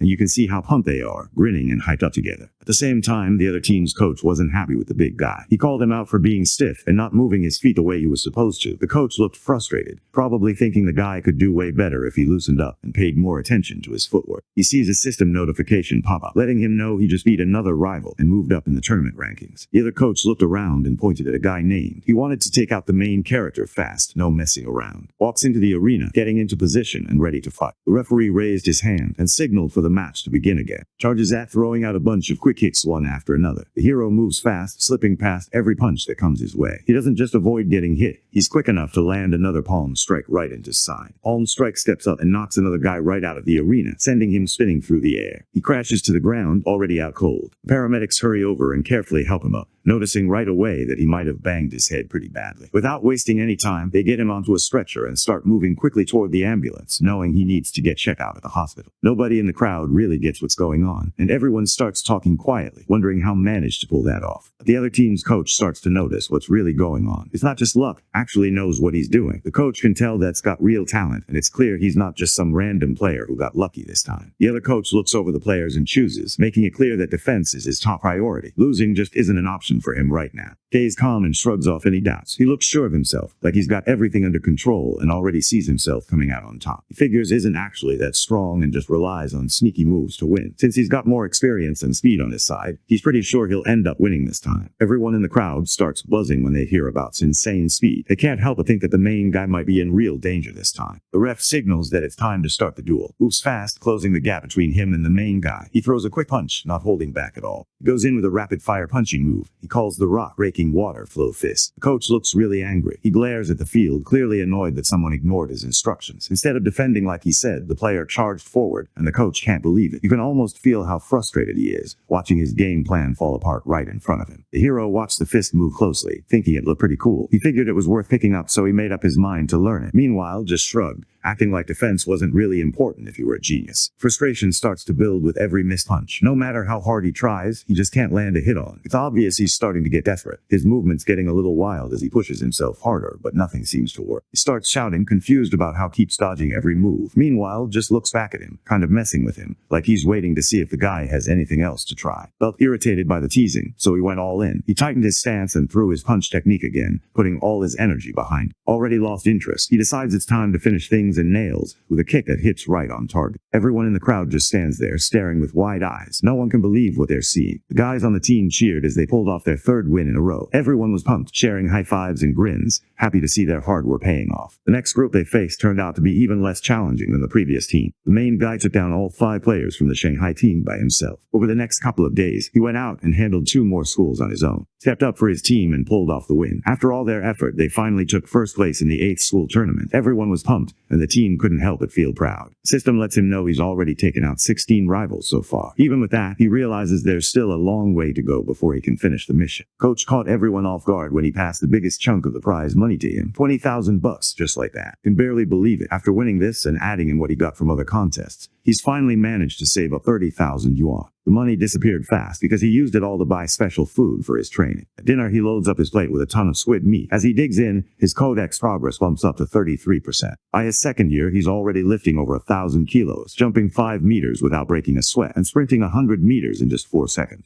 Time went by, and before they knew it, both the main guy and finished middle school and moved off. Felt down when she saw her martial arts scores. They just weren't enough to get her into the elite class, and it hit her hard. She couldn't figure out how this happened, especially after all the effort she put into training. Meanwhile, didn't say anything, just kept quiet. The girl gets more upset when she finds out the principal is coming to her house. She starts thinking the principal just wants to convince her to leave the school, and that idea makes her feel even worse. He reassures her, letting her know he'll only stick around at school if she's in his class too. Remembers how the principal showed up at her place and stayed for hours, talking things through with her family. The woman stands up, letting everyone know the conversation's over. They've covered everything that needed to be said. She lets know he can ask for whatever he wants, but only if he's cool with joining their school. He thanked her, then asked if his friend could stay in his class. That was the only thing he wanted right now. The principal looks right at Han, checking if her real name is Shen. Han starts to get nervous under his stare, fidgeting a little as she wonders if she's in trouble. The principal nodded and decided they should both start at Shanghai High when school begins. The two friends can hardly believe their luck. Grins spread across their faces as they look at each other, excitement bubbling up inside. They nod at the principal, grateful for the good news, and try not to look too goofy as they head out together. Once again, the main guy scored another win for his school in the martial arts championship. He walked off the mat, still catching his breath, while his teammates clapped him on the back. The crowd cheered, and he could feel everyone's eyes on him. Even though he'd done this before, it still felt pretty awesome. He takes the prize money, and finally does what he'd been hoping to do all along. He heads into the forest, checking his squid codex, which is already at 80%. With the cash he saved up, he bought extra meat, hoping it'll be enough to finish maxing it out. He gets a notification from the system saying he's just taken in a ton of squid essence. Right after that, a blue glow starts spreading from his body. At that moment, the Phantom Shadow Squid Codex finally hit 100%. He managed to unlock the codex and gain the Liquid Affinity blessing. He looks let down since he thought it would be way cooler than this. He tries out his new power in a pond nearby. While he's underwater, he notices his skin stays smooth, not wrinkling like it usually does. Swimming feels a lot easier too, like he's gliding through the water. Other than that, nothing else really happens. He thinks about how the squid's supposed to be weak anyway, so maybe he shouldn't have expected anything special. Still, he can't help but wish its stats turned out better. He could also just wait until he's tough enough to go after those wild mutant creatures, take them down, and get stronger by eating them. He tightens his fist, his mind set on getting stronger than ever. With less than a week left before school was back in session, and his families planned a beach trip together. As soon as stepped into the water, he noticed how cold it was and started grumbling about it. Tries to calm her down, letting her know that things are always weird at the beginning, but she'll get the hang of it. After that, he dives in and starts swimming around, showing off what he can do with his new skill. The girl lets him know she doesn't want him swimming by himself. She admits she doesn't really know how to swim and wants him to show her. He suddenly remembers his friend still doesn't know how to swim. He starts showing how to do it, but in his head, he doubts she'll pick it up fast since she's just okay at sports. He watched as the girl picked up swimming way faster than he expected. She barely hesitated before figuring out how to stay afloat, and in no time, she was moving through the water like she'd done it before. Doesn't hesitate, he just launches himself straight into the water. She can't believe it. Suddenly, she's able to dive right in and see everything underwater with her eyes wide open. No stinging or anything. Out of nowhere, she sits up fast and catches the main guy off guard. She thinks it's pretty cool how she can open her eyes underwater without any problems. For her, it actually feels really good. Thinks it's weird how fast she picked up swimming. He stands there, lost in thought, still trying to figure out how she managed it. Out of nowhere, he notices something he hadn't caught before, and it throws him off. The thought pops into his head, and just for a second, it feels like everything's up in the air. He stays by the edge of the pool, keeping his eyes on her as she swims back and forth. Starts thinking about and remembers how she used to wet the bed when they were kids. He can't help but wonder if it's because she's always kind of had this connection to water, like it's just a part of who she is. The main character starts getting pumped, thinking she might have some kind of rare power, like the heroes in those stories she loves. Just the idea of it makes her heart race, and she can't help but imagine what it'd be like if that was really true for her. Keeps diving, showing off skills that didn't expect. Each move makes even more surprised, realizing he's got way more talent than he thought. They keep holding their breath, going past 10 minutes, which is pretty wild. Even most trained people can't pull that off. He swims along calmly, not a care in the world. Out of nowhere, heard a weird noise rippling through the water. It caught his attention right away, and he couldn't help but wonder what it was. Hears the sound as well, so he heads up to the surface, swimming quickly. They come up to the surface and grab a quick breath. Back on the beach, she looks around, trying to figure out what just went down. She tells him she started hearing weird noises, and it freaked her out. She heard a woman's voice underwater, talking in some language she didn't get. The voice faded away as soon as she came up for air. Could see she was freaking out, so he brought her back to the hotel. He grabbed his phone, trying to look up anything that matched what she'd said, but nothing useful came up. He couldn't fall asleep, so he got up and started training. He pushed himself to do 1,000 sit-ups just to tire himself out. The system let him know his body had leveled up again. He'd hit the 5th common stage. Now he was actually strong enough to go up against a grown mutant rat. After leveling up, he heads to the beach to see what he can do now. He sprints down the sand, hitting 100 meters in just 3.64 seconds, way faster than before. Now his vertical jump almost hits 7 meters. Now the main guy has gotten strong enough to pick up a car that weighs about 1,600 kilos, just using one hand. With things finally moving forward, he starts his high school life with Han right by his side. Some of the girls in class noticed right away. They thought he looked good and seemed pretty happy that they'd get to spend the year in the same room as him. He didn't expect much from this class assignment, but suddenly it kicked off a new mission for him. Now he had to finish 1,000 different tasks if he wanted to unlock a new skill. School was pretty chill that day, so he figured it was a good time to swing by the supermarket. With the Squid Codex finally unlocked, it was time to pick the next target for DVAR. He checks out the meat options and can't help but double-take. There's way more variety than he expected, and it catches him off guard. He comes across a package packed with meat from a wild giant eagle. The hero grins, feeling pretty good about himself. He looks at what's in front of him and makes up his mind. This is what he's going with next. This wild giant eagle stands out as a mutant beast, bigger and tougher than the last one faced. This creature can see things way better than any regular person. Its eyesight is about 30 times stronger than what humans have. This creature knows how to hunt like a pro. Even those speedy mutant rabbits don't stand a chance. If it goes after them, it catches them every time. Thanks to its sharp eyesight, it really boosts fighting skills, so unlocking its codex is definitely worth it. The system let everyone know that the main character had absorbed a tiny bit of the giant eagle's power, and now his codex showed just 1% progress. Figures out that unlocking each 1% of the codex is going to cost him 200,000 yuan. That means if he wants the whole thing, it's going to take a crazy amount of cash. He starts thinking about how high school is going to be even tougher, and that if he wants to win prize money in tournaments, he's really going to have to step up his game. Summer break came to an end, and started his first day at his new high school, Shanghai. On the first day, the teachers walked in and told everyone who they were. They talked about what they'd be teaching, giving the guys in class a quick idea of what to expect this year. Stepped forward and let everyone know a bit about herself. She mentioned she liked to spend time on chess, and enjoyed both calligraphy and painting. Not long after, another girl showed up. Her name was. She let everyone know she was into anime and liked to dress up as her favorite characters. Peng Ho was the kind of guy who preferred chilling at home. He was into video games, spending most of his free time in front of his screen. That was just how he liked it. Simple and low-key, with no need for big adventures outside. Now it was Han's turn to go up front and say something about herself. As she stood there, she could feel everyone's eyes on her. The crowd made her tense up, her hands fidgeting a bit. It was pretty clear she was getting nervous with that many people staring, and she struggled to keep calm. Jen steps up, clearly nervous, barely making eye contact. She tells everyone her name and mentions that she enjoys drawing. When it was turn, he kept it super short. Out of everyone, his intro was the quickest, and he just said the basics without going into any details. Once everyone finished saying their names, the bell went off. As the classroom started to clear out, a girl walked up to, looking like she wanted to talk. One of the guys in class wanted to know Han's entrance exam score. As soon as he asked, Han's friend started to tense up, clearly uneasy about how Han would react or what the answer might be. Han told that she scored 709 points, then turned the conversation to him, wanting to know how he did on the test. Didn't expect it at all. Han's score turned out to be over 10 points higher than hers. That caught her off guard. She brought up the physical test next, kind of embarrassed about her score. She only managed to get 95 points, and it was clear she wasn't too happy about it. It's a little uneasy as she admits her score was 79. She's still 21 points away from getting a perfect score, and it's clear she's not totally happy about it. The classmate wouldn't let it go, pressing her to say if she scored a 94 or a 93. A friend said it wasn't that much, but the other girl wouldn't let it go. She kept pushing her point, not backing down at all. She kept trying to figure out if it was 92 or 91, and Han started to squirm, looking more and more uneasy. Out of nowhere, puts his hand down on his desk. She jumped a little, caught off guard. He saw his chance and decided to ask for her number. She turned a little red, obviously surprised, but didn't seem to mind. And felt a wave of relief when stepped in and helped her out right before things could get awkward. Not long after, another classmate named Hiyu joined their group. Once he added his new friends, he set up a group chat with all 4 of them and named it the Dawn Squad. After that, the system lets everyone know he's put together a team and knocked out another group task. He grew up in the city next door. His family's been teaching martial arts for a long time, so long that everyone in town knows their name. Comes from a wealthy family that runs a bunch of clothing stores spread across the district. She's known for having money, and her family's shops seem to be everywhere you look. The 4 guys started hanging out all the time, sticking together in class and barely ever apart. At one point, he decided to ask his friends who they thought was the strongest in their class. Doesn't waste any time and points out, letting everyone know he scored the highest in the whole district on the entrance exam. The friend couldn't believe what he just heard about the guy's feat. He stared for a second, trying to process it, and thought his buddy was completely out of his mind. points out that being at the top of the class doesn't really mean much, since there are two students who are basically monsters compared to everyone else. He tells everyone about this guy, who can run 100 meters in just under 8 seconds. There's also this huge guy, Gang, who can just pick up 300 kilograms with one hand like it's nothing. Everyone can't help but notice how strong they are, but the main guy just feels a weight off his shoulders. Those numbers, he remembers having those way back in middle school. The bell rang again, signaling the start of class. Everyone sat up a little as textbooks got passed around the room. Already went through all the study material by himself, so now he spends his free time training somewhere quiet. Realizes he's gotta keep grinding if he wants any shot at taking on the mutant Rat King directly. That afternoon, the first class was all about surviving in the wild. The teacher looked around and wanted to know if anyone actually knew how to start a fire just by rubbing things together. But most people wouldn't bother picking up a skill like that when they had free time. He figured it just didn't seem useful enough to spend time on. Nobody expected it when Gang suddenly started trying to make a fire by rubbing sticks together. People nearby stopped what they were doing and watched, curious to see if the two guys could actually pull it off. The teacher looks surprised and actually pretty impressed. He wonders how they even figured that out. Gang talks about how he spent his summer taking extra classes, while remembers picking up the same stuff from online lessons back when he was in middle school. After the two finish showing what they can do, gathers the rest of the group and starts showing them how to get a fire going. Everyone watches closely, trying to pick up the steps as he explains and demonstrates, hoping they can pull it off themselves next time. During martial arts class, the teacher starts showing everyone a new way to breathe, something special for their training. The two guys from had it all figured out before anyone else. Once class started, it was like the whole thing was set up just for them. They took over, making the lesson feel more like their own highlight reel than anything else. A month goes by before anyone really notices, and soon the teacher lets the class know it's time to see how much everyone's improved. He tells everyone there's prize money for the guys who land in the top 3 on the exam. But he finds out that first place comes with a prize of 888 yuan. He can't help but get pumped. Thoughts of what he could do with that cash run through his mind, and suddenly the competition feels a lot more interesting. With a reward up for grabs, everyone starts buzzing about the exam. The thought of winning has them fired up, ready to give it their all. The teacher in charge of genetic fusion also gives out another test. The rewards for this one are the same as before. Finishes the exam completely worn out. He sits back in his chair, letting out a deep breath, relieved that it's finally done. Students look around at their test papers, eyebrows raised and lips pressed together. Some of them glance at each other, clearly thrown off by the questions. These aren't the usual easy ones. They're way more detailed and tough than anyone expected. A couple of the guys lean back in their chairs, letting out quiet sighs, while others just stare down at the paper, trying to figure out where to even start. The whole room feels restless, like everyone's silently hoping the next question will be easy. While the others kept rumbling, the dude jumped right back into showing off, not even bothered by what anyone else thought. He watches them showing off and gets irritated, his fists clenching as he fights the urge to swing at them. The teacher let everyone know that the results for the mechanical augmentation test were finally posted. Finds out she passed and can't help but feel excited. She celebrates the good news with both of them caught up in the moment. The teacher kept calling out the scores,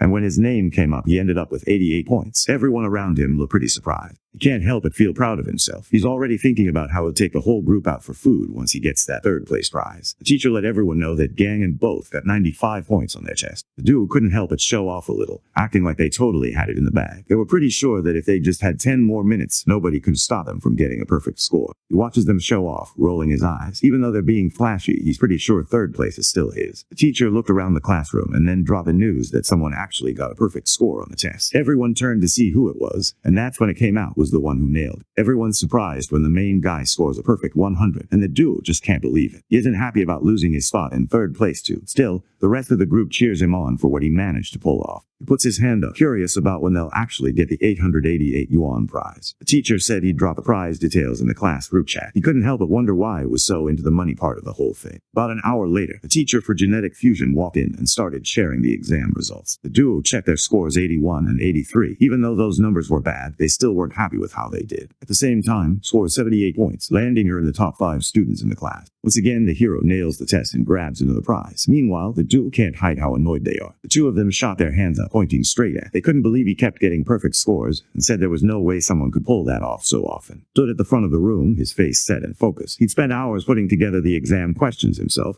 making sure they were just right. Anyone looking at him could tell he meant business. He double-checked everything and made sure the questions were his own. There was no way anyone could cheat now. He and the others couldn't help but laugh at the duo. They thought it was pretty lame how those two tried to blame their friend, and they didn't hold back from making it obvious. By the time afternoon rolled around, the class gathered to start their wilderness survival exam. The teacher lets everyone know that the prizes for this test are just like the ones from before. He goes over what everyone has to do, making sure the tasks are clear. Thought it was time for the group to prove themselves. They'd messed up before, but this exam was their shot to turn things around. Deep down, he knew they had to beat this time. No more excuses. Everyone felt the pressure, but they were ready to give it everything they had. Gang nods, looking determined. He's not holding back. He's ready to give it everything he's got and show the main character just how serious he is. The test kicks off with everyone climbing rocks and trees. Doesn't even break a sweat. He's way ahead of everyone else and grabs first place without any trouble. He sprints ahead, leaving the duo far behind. They can't help but notice how fast he is. Even though he did pretty well in the competition, what's really on his mind is ended up coming in last during the climbing event, and that's got him concerned. He can't help but keep checking on his friend, hoping he's okay. As soon as they finish climbing, they jump straight into swimming and a bunch of other challenges. No matter what comes up, the main guy always manages to finish first every time. A month went by, and the martial arts teacher let everyone know it was time to see how much they'd improved. The duo can't hide their excitement. This is their moment to prove themselves and maybe, just maybe, take down for the first time. Before the fights start, teacher Han Yuan gets everyone moving with a warm-up. He leads the group through a 3-part physical test, making sure everyone's ready to go. During the 100-meter dash, he finishes with a time of 7.78 seconds. Steps up for the one-handed weightlifting. He grips the bar, focuses, and lifts a solid 330 kilograms. The crowd watches as he holds it steady, showing off his strength without trying to make a big scene. In the vertical jump, he hits 2.18 meters, landing the top spot in every single test. The duo watches the protagonist show off his strength. They're both caught off guard, not expecting him to be that powerful. Their faces say it all. They didn't see this coming. Let's know there's still hope for them in the upcoming matches, so tries not to let things get to him too much. Once the test wrapped up, everyone made their way over to the gym, where the dueling area was set up. The guy wants to get the test over with, so he's the first one to walk into the ring. No one steps up to challenge the main guy, so the teacher looks around and picks a student named Wei to go up against. He steps into the ring, takes a deep breath, and gets ready to fight. Wants to get things over with fast, so he goes straight for it. He takes down Wei in one hit, ending the fight before it can even really start. The guy keeps taking down every opponent with a single punch. No matter how tough they look, he drops them all without breaking a sweat. He takes down everyone in his class fast, finishing the whole thing before the bell even goes off. The duo freezes up, caught off guard as they finally see just how strong really is. They hadn't expected this at all, and it's clear now they've been underestimating it. With no one else left to challenge the main guy, he looks around and calls out for Gang. He stepped up to Gang, looking confident, ready to throw down. He stretched out his arms, feeling pumped and full of energy, like he couldn't wait any longer to get started. Everyone around could tell he was serious and totally fired up for the fight. Right then, Gang made it clear he wanted to end the fight fast. 30 seconds, tops. He wasn't interested in dragging things out, especially if that meant having to go up against. He steps up to the challenge and charges straight at Gang, ready to go head-to-head. Gang moves fast, easily dodging everything he throws at him. No matter how quick he is, Gang's just quicker, slipping past every hit. Right after the match starts, Gang quickly grabs onto East's leg. Gang grabs and starts twirling him around in the air, making his feet leave the ground as he spins. Gets tossed out of the ring and hits the ground. He doesn't get back up, he's lost. After losing, he couldn't hold it in and threw up. Gang watched and nodded, noticing the technique being used. He thought it was pretty good, but deep down, he still felt confident that he was ahead. Steps up and signals to Gang, making it clear he wants to challenge him. Nods and agrees, ready to move forward. He steps forward fast, throwing a strong punch aimed right at. The main guy moves way quicker than Gang, almost like everything around him is slowing down. To him, Gang looks like he's stuck in slow motion, giving the main guy plenty of time to react. He quickly moves out of the way, and Gang's attack doesn't even come close. The main guy doesn't waste any time. He steps up and knocks his opponent right out of the ring, making it clear who's in charge. As soon as this happened, the students started teasing. They pointed out that his reputation was on the line,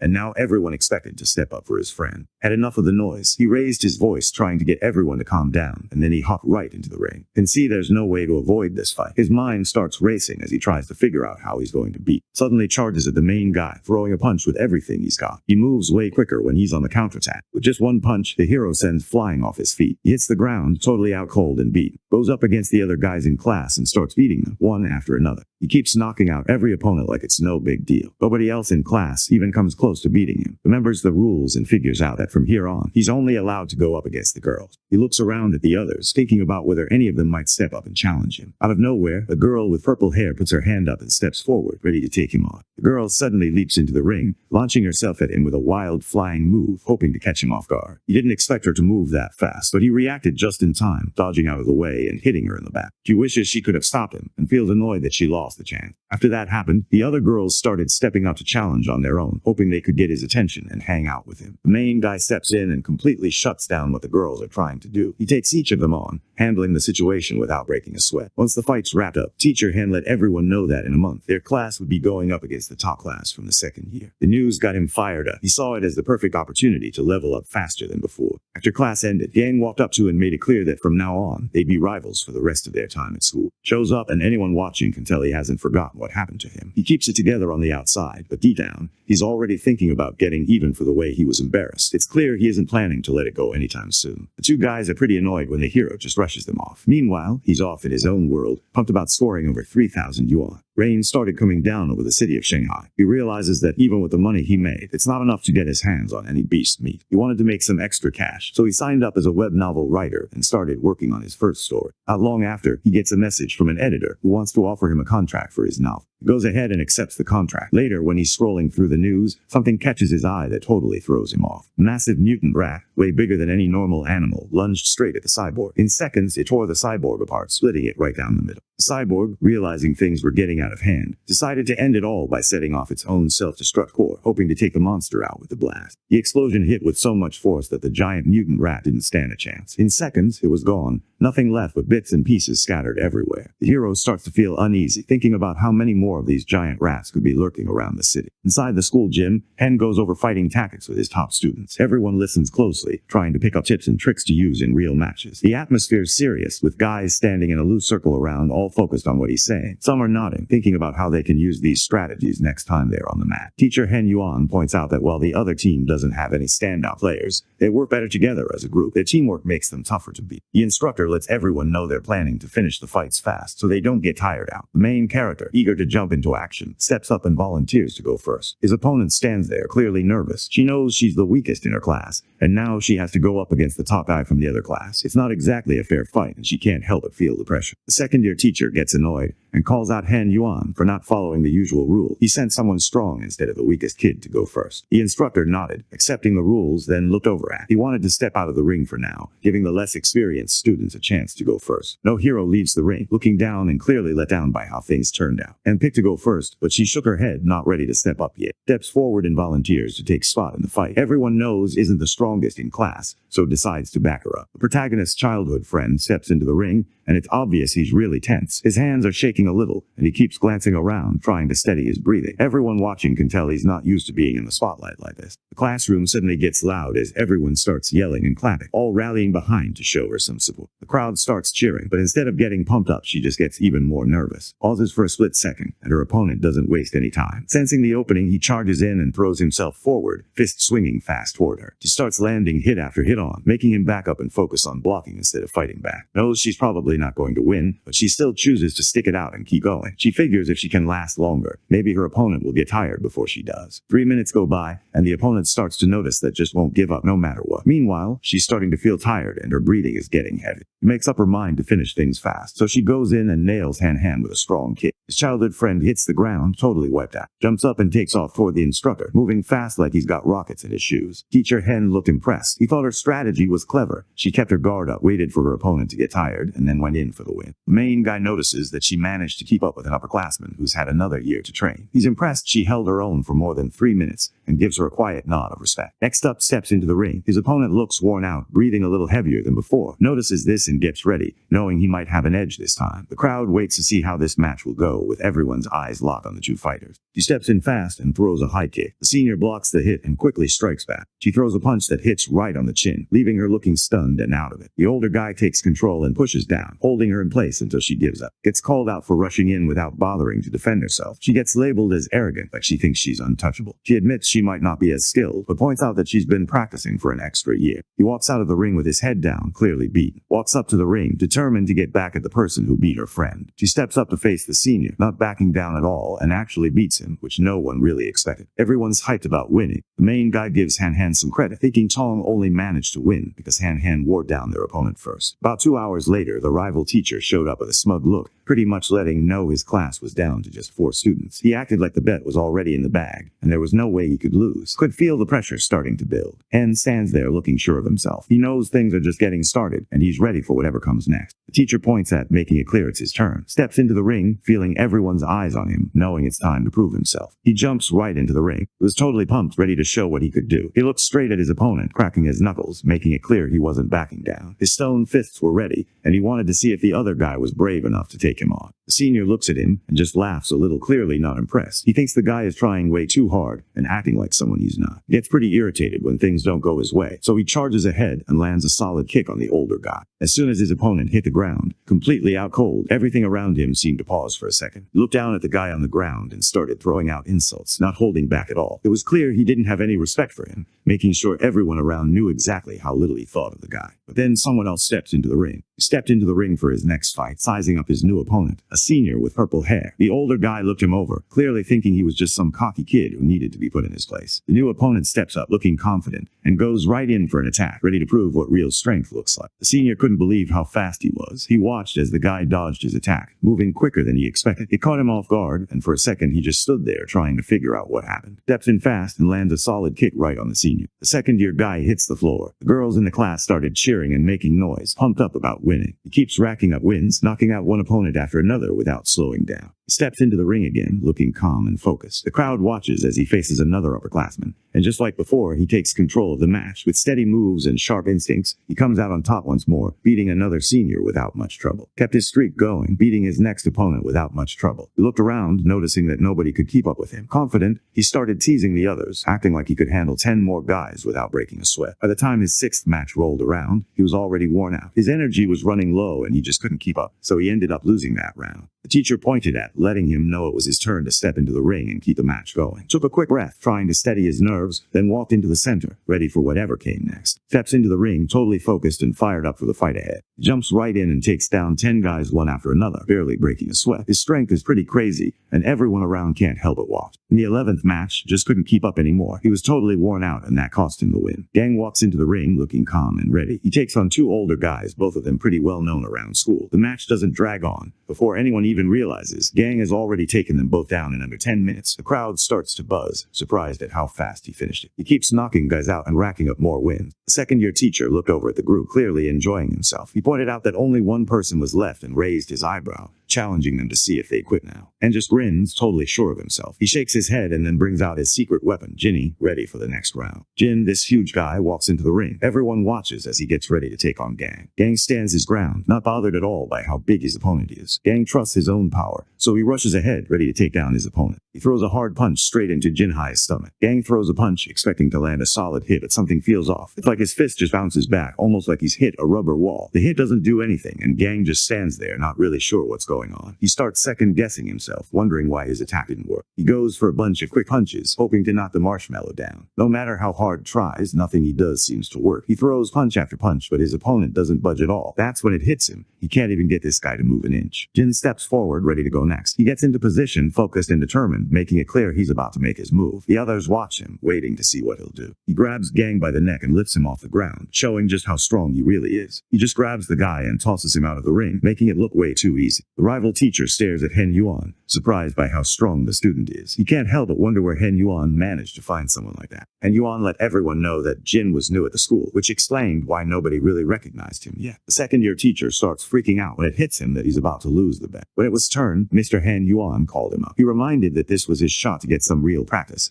and that losing was just part of learning. He flashes a confident grin, letting everyone know he's got this covered. He's sure of himself, and it shows. He's not even thinking about losing. The teacher looks a little unsure, but he's basically saying, don't stress. He's planning to come out on top. Took one look at the main guy, saw how skinny he was, and figured he'd be easy to handle. He told the group that he wasn't the type to mess with people who couldn't stand up for themselves. All the girls in class started screaming and cheering for him. At the same time, they made fun of the main character's rival, not holding back with their trash talk. The chubby guy looks annoyed as the insults keep coming his way. He clenches his jaw, trying not to let it show too much, but anyone watching can tell he's getting fed up. He figures he should act cool about it, so he promises to stay put and let her make the next 10 moves. He does this to make sure the hero's fans don't call him out for picking on someone who can't fight back. The main guy just nods and goes along with the plan, not making a big deal out of it. Steps up looking serious and signals for him to go all out. He doesn't waste a second. He darts in and throws a solid punch straight at his opponent's stomach, putting everything he's got into it. The hit lands hard, sending the big guy off his feet and through the air, almost like he weighs nothing at all. Jin crashes into the ground so hard, it's like the whole place shakes. People nearby probably feel it in their bones. Everyone goes quiet. Nobody expected the fight to end like that, and now they're all just standing there, not sure what to do next. Out of nowhere, the whole class starts cheering for him, pumped up about his win. The giant boy opened his eyes, totally lost. He lay there, trying to piece together what went down and still not sure how he lost the fight so fast. The rival teacher looks at and can't help but be impressed. He can't believe actually knocked out Jinhai with just one punch. Teacher Han wasn't having it. He believed the real monster was what everyone thought. It was actually this guy named Wu. At that moment, the main guy walks over, curious about who Wu Tianjin is. The teacher tells the class about Wu, a senior who, back when he was a freshman, managed to beat all the top students from the third year. He talks about the guy like he's some kind of legend, someone who can sprint 100 meters in just 6 seconds,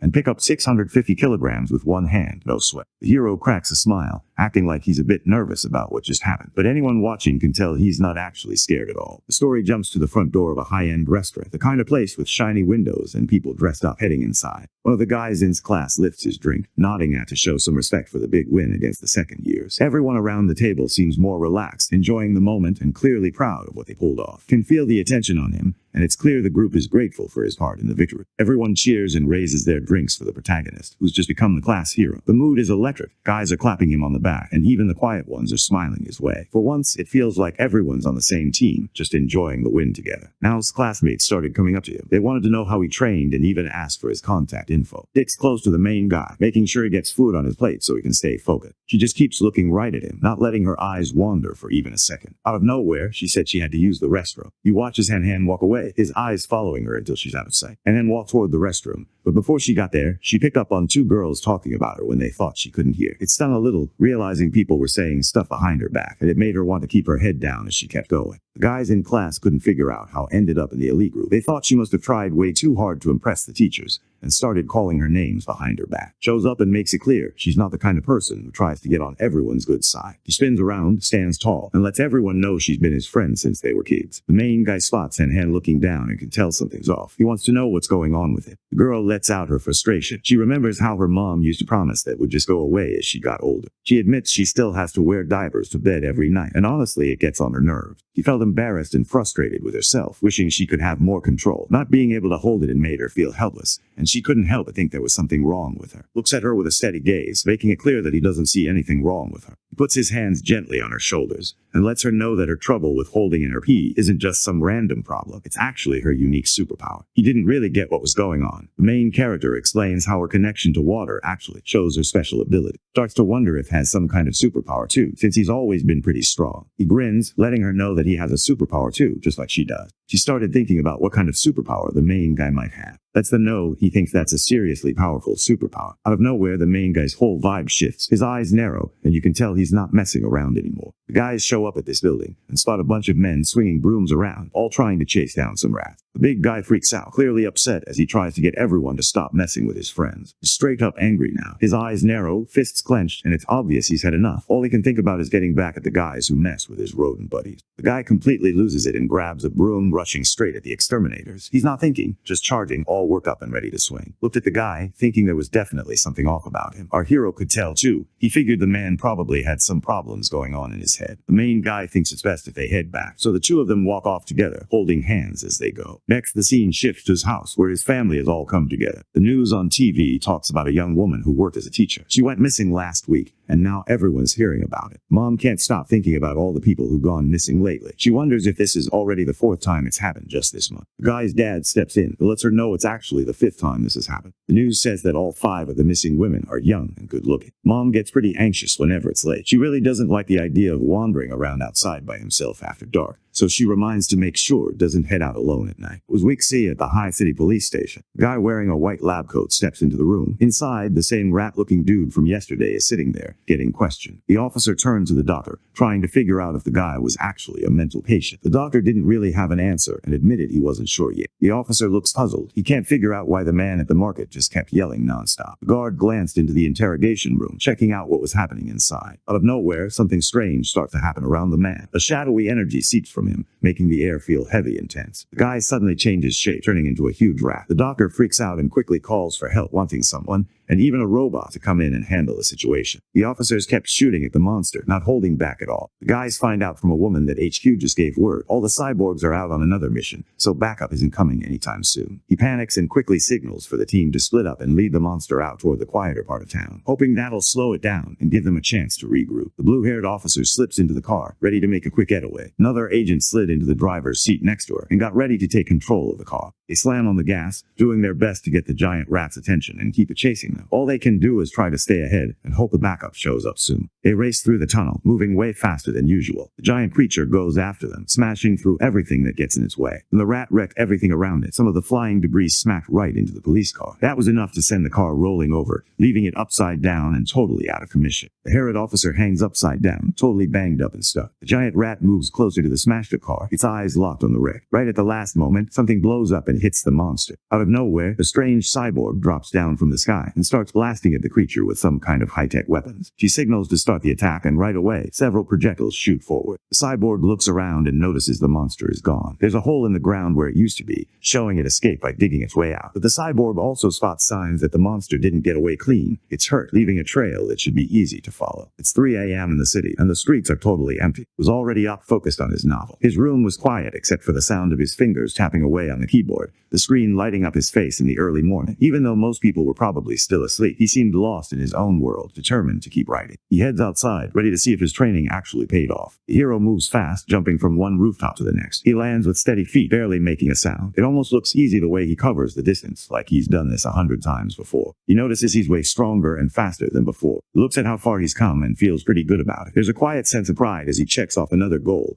knowing he's getting closer to what he wants. It's not over-the-top excitement, just that steady, solid feeling when you know your hard work is paying off. Out of nowhere, he catches a weird sound echoing from the alley nearby. Spots some weird creature chowing down on something. The thing actually looks kind of guilty, almost like it's sorry for eating because it was just really hungry. He thinks back to the news reports about a mutant rat and starts to question if this is the one everyone was talking about. He figures he should call the cops, but before he can do anything, the monster locks eyes on him. The creature suddenly goes for him, moving way faster than he expected. Moves fast, slipping past every swing that comes his way. He waits for the right moment, then snaps out a strong kick, hitting back hard. The monster gets knocked back hard and goes flying through the air. The creature doesn't expect the student to be that strong. It freezes for a second, surprised by just how much power the student has. The creature kept its eyes on the main guy, watching every move he made. It seemed more careful now, pulling back a little and not making any sudden moves. Before the creature even had a chance to react, the main guy chucked a rock straight at its head. He doesn't waste any time and starts hurling rocks at the monster, one by one, so fast it looks like a never-ending stream. Before anyone could react, the monster was ripped to pieces by a bunch of sharp stones flying straight from the main guy. It happened so fast, 1 second the monster was there, the next it was just gone, nothing left but scattered pieces. Once the creature got smashed into mush, the main guy let out a breath he didn't realize he was holding. Seeing that thing finally stop moving made him relax for the first time in what felt like forever. The creature was finally down, but still wasn't sure if it was really over. He kept looking at where it disappeared, not fully convinced it wouldn't pop back up. Even after all that, a part of him just couldn't relax yet. Suddenly, a message pops up on his screen. It tells him he's just taken in a bit of the mutant rat's life source. He figured it was best to head out now, not really wanting to run into anyone else. While all this was going on, the cyborg who had been tracking the monster showed up at the scene. She comes across what's left of the creature and starts thinking about who could have done it. Somewhere else in the city, a weird group of people meets up inside an old, rundown building that looks like nobody's used it in years. The guy with his hood up walks through the shadows, carrying a woman in his arms. She isn't moving at all, totally out of it. He shoves her right into the middle of the circle, then lifts his hands like he's showing her off to some creepy rat god. But then out of nowhere, this dark figure shows up. It's not happy, and it's clear that having just one girl around isn't going to cut it. It wants more, like its hunger just keeps growing. The man dropped to his knees, clearly desperate as he tried to get his master to forgive him. He went on to explain that finding girls by themselves had gotten way harder lately, since most of them were hanging out in groups now. The dark entity laid down a new rule. If there weren't any women around, the next targets for his sacrifice would have to be young men. The servant lowers his head, showing he's giving in. Out of nowhere, someone tosses a chunk of meat right in front of the guy wearing the hood. He felt grateful to his god for looking out for him. Without hesitating, he started eating the raw meat, hungry and not really caring about anything else right then. Inside the empty, rundown building, something weird happens to the woman. Out of nowhere, a bizarre tongue wraps around her, catching her completely off guard. The dark thing swallowed up a young woman, pulling her into the shadows. Once it's done eating, the creature lets out a burp, clearly content with its snack. The entity made it clear that next time, it was aiming for the nobles. Apparently, it thought their meat was softer and better. While all this was going on, the main guy spent some time helping his buddy work on his martial arts move. He points out that her legs are too close and shows her how to spread them out a little more. Steps in to help, gently shifting the girl's stance so she's not directly facing her opponent. He shows her a safer way to stand, making sure she's got a better shot at staying on her feet. He wants her to give it a try, and gets ready, then rushes straight toward the main character. He stops the attack just in time and notices how much stronger and sharper her moves have got. In his mind, he's kind of impressed at how much she's leveled up since last time. The girl steps in and throws a quick hit, barely even has to try as he blocks the kick. He notices right away that her form is off, especially her stance,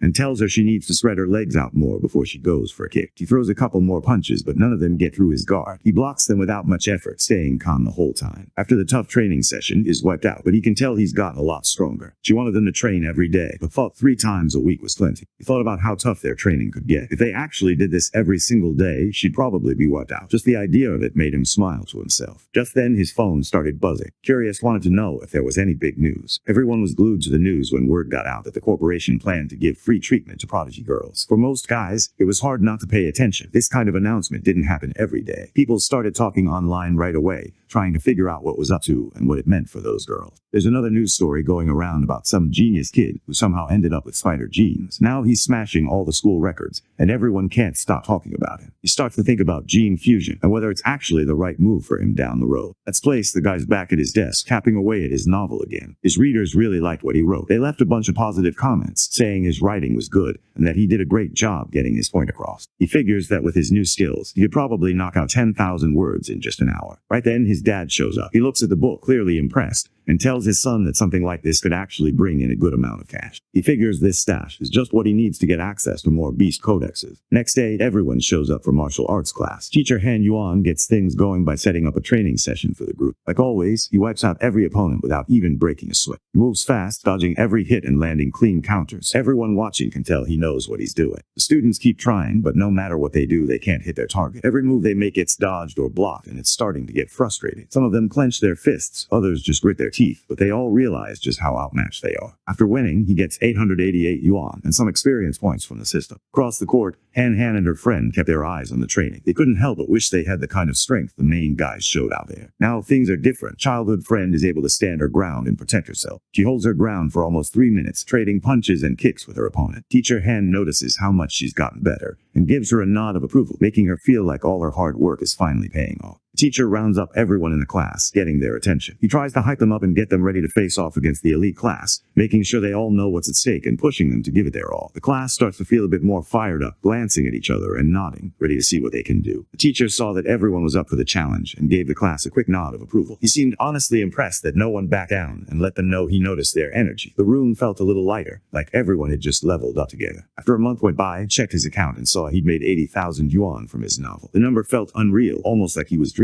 Every time he thought about it, he couldn't help but smile a little, realizing that all those late nights actually paid off. He heads out to the store, hoping to pick up some giant eagle meat. The saleswoman throws in a small discount, knocking 5% off if someone spends 100 jin. He turns it down since he still doesn't have enough. At school, Han walks over and signals that it's time for lunch, hinting that he wants him to join. Leads him over to a part of the cafeteria he hasn't seen before. He looks around and notices all the different dishes on the tables, each one looking better than the last. Watching the chefs work, he can't help but admire how good they are at what they do. And his friend grabbed their seats and got ready to eat. As soon as the food hit the table, noticed how good it smelled and couldn't help but show he was impressed. The guys grabbed their food trays, each loaded up with a meal. The hero's childhood friend noticed they'd gotten there before the crowd and seemed glad they didn't have to deal with a long wait. Out of nowhere, they catch the sound of people arguing because someone tried to sneak ahead in line. Starts to feel uneasy and wonders if they should check out what's going on, but sees that the fight is winding down on its own. He took care of everything while the bully kept yelling at him. The extra walks over to a group of other extras. They lean in close and start whispering to each other, glancing around like they don't want anyone else to hear what they're saying. The bullies closed in around him, crowding him with smug looks. They started messing with him, making it clear they planned to jump a line and didn't care who noticed. He stood there tense, aware of everyone watching but not sure what to do next. Right then, he lost his cool and told them off, making it clear they needed to head to the back of the line. The bullies just stand there, totally unfazed. He steps in front of the bullies, trying to block their way, but they just ignore him and push right past. Notices something, off with, he can tell's caught up in a bad situation. Sees this too and steps in ready to help out. The main guy walks up to the bully and tells him to wait his turn like everyone else. The bully steps up and dares him to do something about it, making it clear he's not backing down. Pulls out his phone, holding it up like he's about to record or call someone. He makes it clear he's not messing around and could report the guy if things get out of hand. The bully gets mad, clearly not happy that someone might tell on him. He thinks it's not cool for anyone to go running to an adult. The whole thing just makes him look even angrier, like he can't believe someone would even think about getting out. The guy thinks to himself that cutting in line is actually way more shameless. With nothing else going on, the bully and his friends just walk off, looking pretty annoyed. Inside a fancy mansion, a group of people came together for a secret meeting. The leader lets everyone know that one of the guys on their team is out of the game. He brings in someone new to take the old member's spot. The leader lets everyone know that the rat god isn't interested in regular people anymore. Apparently, their flesh just doesn't taste good to it. One of the cult members points out how risky it is to kidnap nobles. The leader looks around at the group and points out that the kids of wealthy merchants, the ones without any real protection or influence, would be the easiest targets. The rest of the guys listen, knowing it makes sense. He looks over at the new guy and points him toward a good-looking young man, telling him that's where he should start practicing. The newcomer nods and takes on the mission. He tells them he'll bring back a good-looking guy from the city. The next day rolls around and lets Jin know that the guys who jumped the line yesterday are actually from the second elite class. The main character thought about how some people get good grades, but that doesn't always make them good people. He realized that just because someone does well in school doesn't mean they're always doing the right thing or treating others well. Sometimes, what matters more is how someone acts, not just the scores they get. Not long after, his phone buzzed with news that someone else had gone missing. He scrolled through the news on his phone and saw that another rich heir had disappeared. This made it the fifth one so far. He starts to wonder if the missing people might have something to do with the Rat God cult. The day of the challenge finally comes around. Class gets ready, everyone feeling the pressure as they know they're up against the elite class. There's a buzz in the air, and you can tell everyone's on edge, trying to hype themselves up before it all begins. The bullies from the line glare at him, clearly annoyed, and one of them flips him off. He doesn't even flinch. Instead, he gives the bullies the same disrespectful gesture right back, which just makes them even angrier. The first match kicks off, and Shen, one of the guys from his class, heads into the ring. Her opponent suddenly charges forward and goes for a flying kick. The hit slams right into Shen, Ching, and squarely, knocking her backwards hard. The girl tries to push back, but the senior is way stronger and easily knocks her down. She hits the ground hard, struggling to get back up. Not long after, some of his classmates stepped into the ring one by one, but each of them ended up losing. The brown-haired girl steps forward and lands a solid kick on another student, dropping her to the ground. None of the kids in his class even managed to hit their target. Then a shorter guy with a solid build steps into the ring. He looks confident, like he's ready to take on anything. But it doesn't last long. He's knocked out almost right away. Not long after, a senior with bright red hair steps into the ring. He doesn't waste any time. Right from the start, he's clearly in charge, moving fast and making it obvious he knows what he's doing. In under 10 minutes, she takes down 9 people from his class. 3 of them are guys, and none of them stand a chance against her. There were just 4 students left in his class now. He, gang, and there were only 5 girls who left the elite class, so there were still 36 students hanging in there. Can tell right away that he's completely outmatched. Things aren't looking good for him at all. It's pretty clear he's in serious trouble. He grabbed his phone and reached out to, wanting to know if taking down the last 6 girls was even possible. Looks calm and sure of himself as he steps into the ring, getting set for the fight. He pictures himself taking on the girls and winning easily, a grin spreading across his face as he thinks about it. Steps in fast and takes down the first girl right away. He lets everyone know he's got it under control. The boy steps into the ring, focused and determined. He doesn't hesitate, moving quickly and using all his strength. One by one, he manages to take down each of the 6 girls in the ring. It's not easy, but he keeps pushing through until they're all out. The crowd watches, impressed by how he handles the challenge without backing down. Not long after, the same guy who had pushed ahead in line climbs into the ring, getting ready to go up against you. The bully stood in front of him, throwing out insults and making it clear he was out to scare him. He leaned in, acting like this was the end for the other guy, trying to get under his skin and make him panic. You thought the guy was being rude for cutting in line,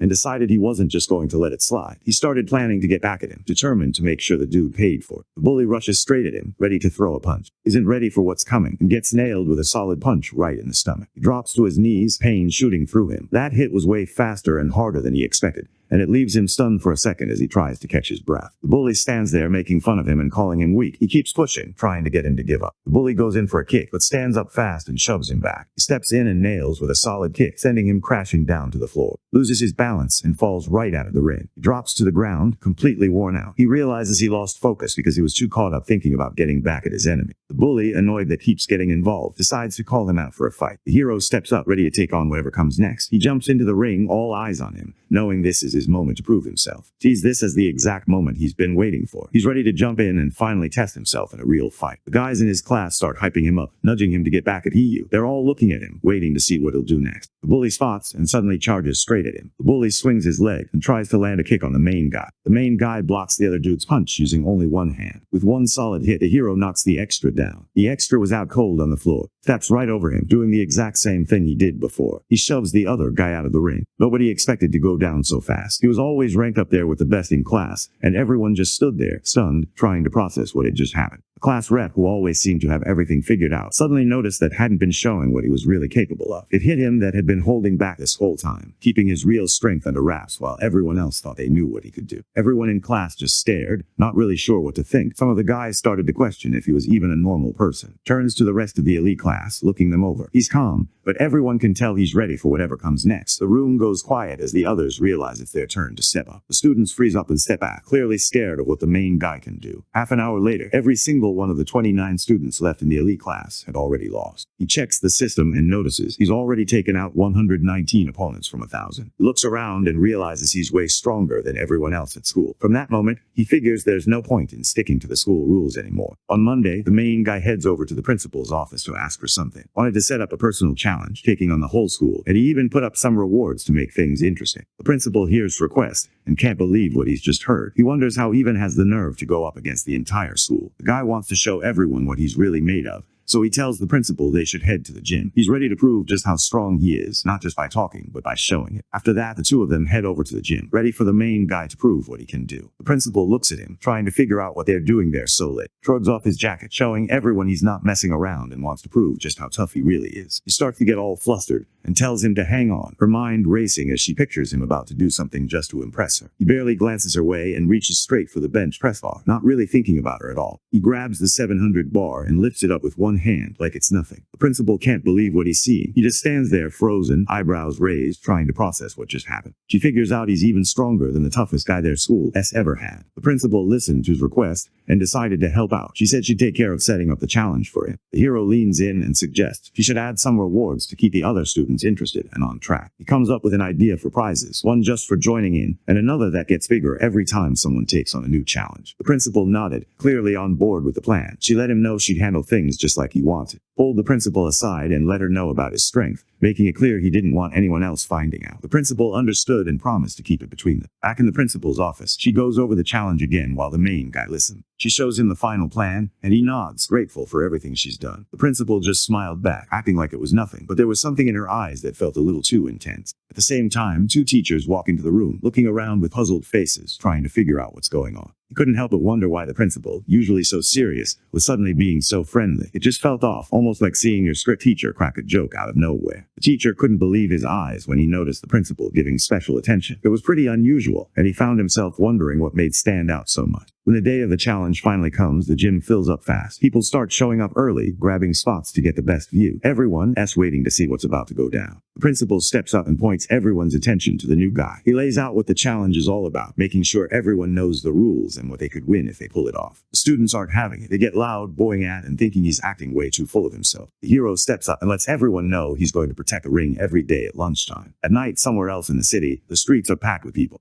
A young guy with blonde hair, heads down the sidewalk by himself. He keeps his hands in his pockets and moves at an easy pace, just minding his own business as he goes. Two girls walked up to him and asked if he wanted to go out for drinks at a bar. Tianjin doesn't waste any time. He keeps his cool, barely showing any emotion, and just sends them packing. Everyone calls him boring and just walks off, acting like he's destined to be alone. He keeps grumbling about how he wants a good-looking guy, but so far, no one's really caught his eye.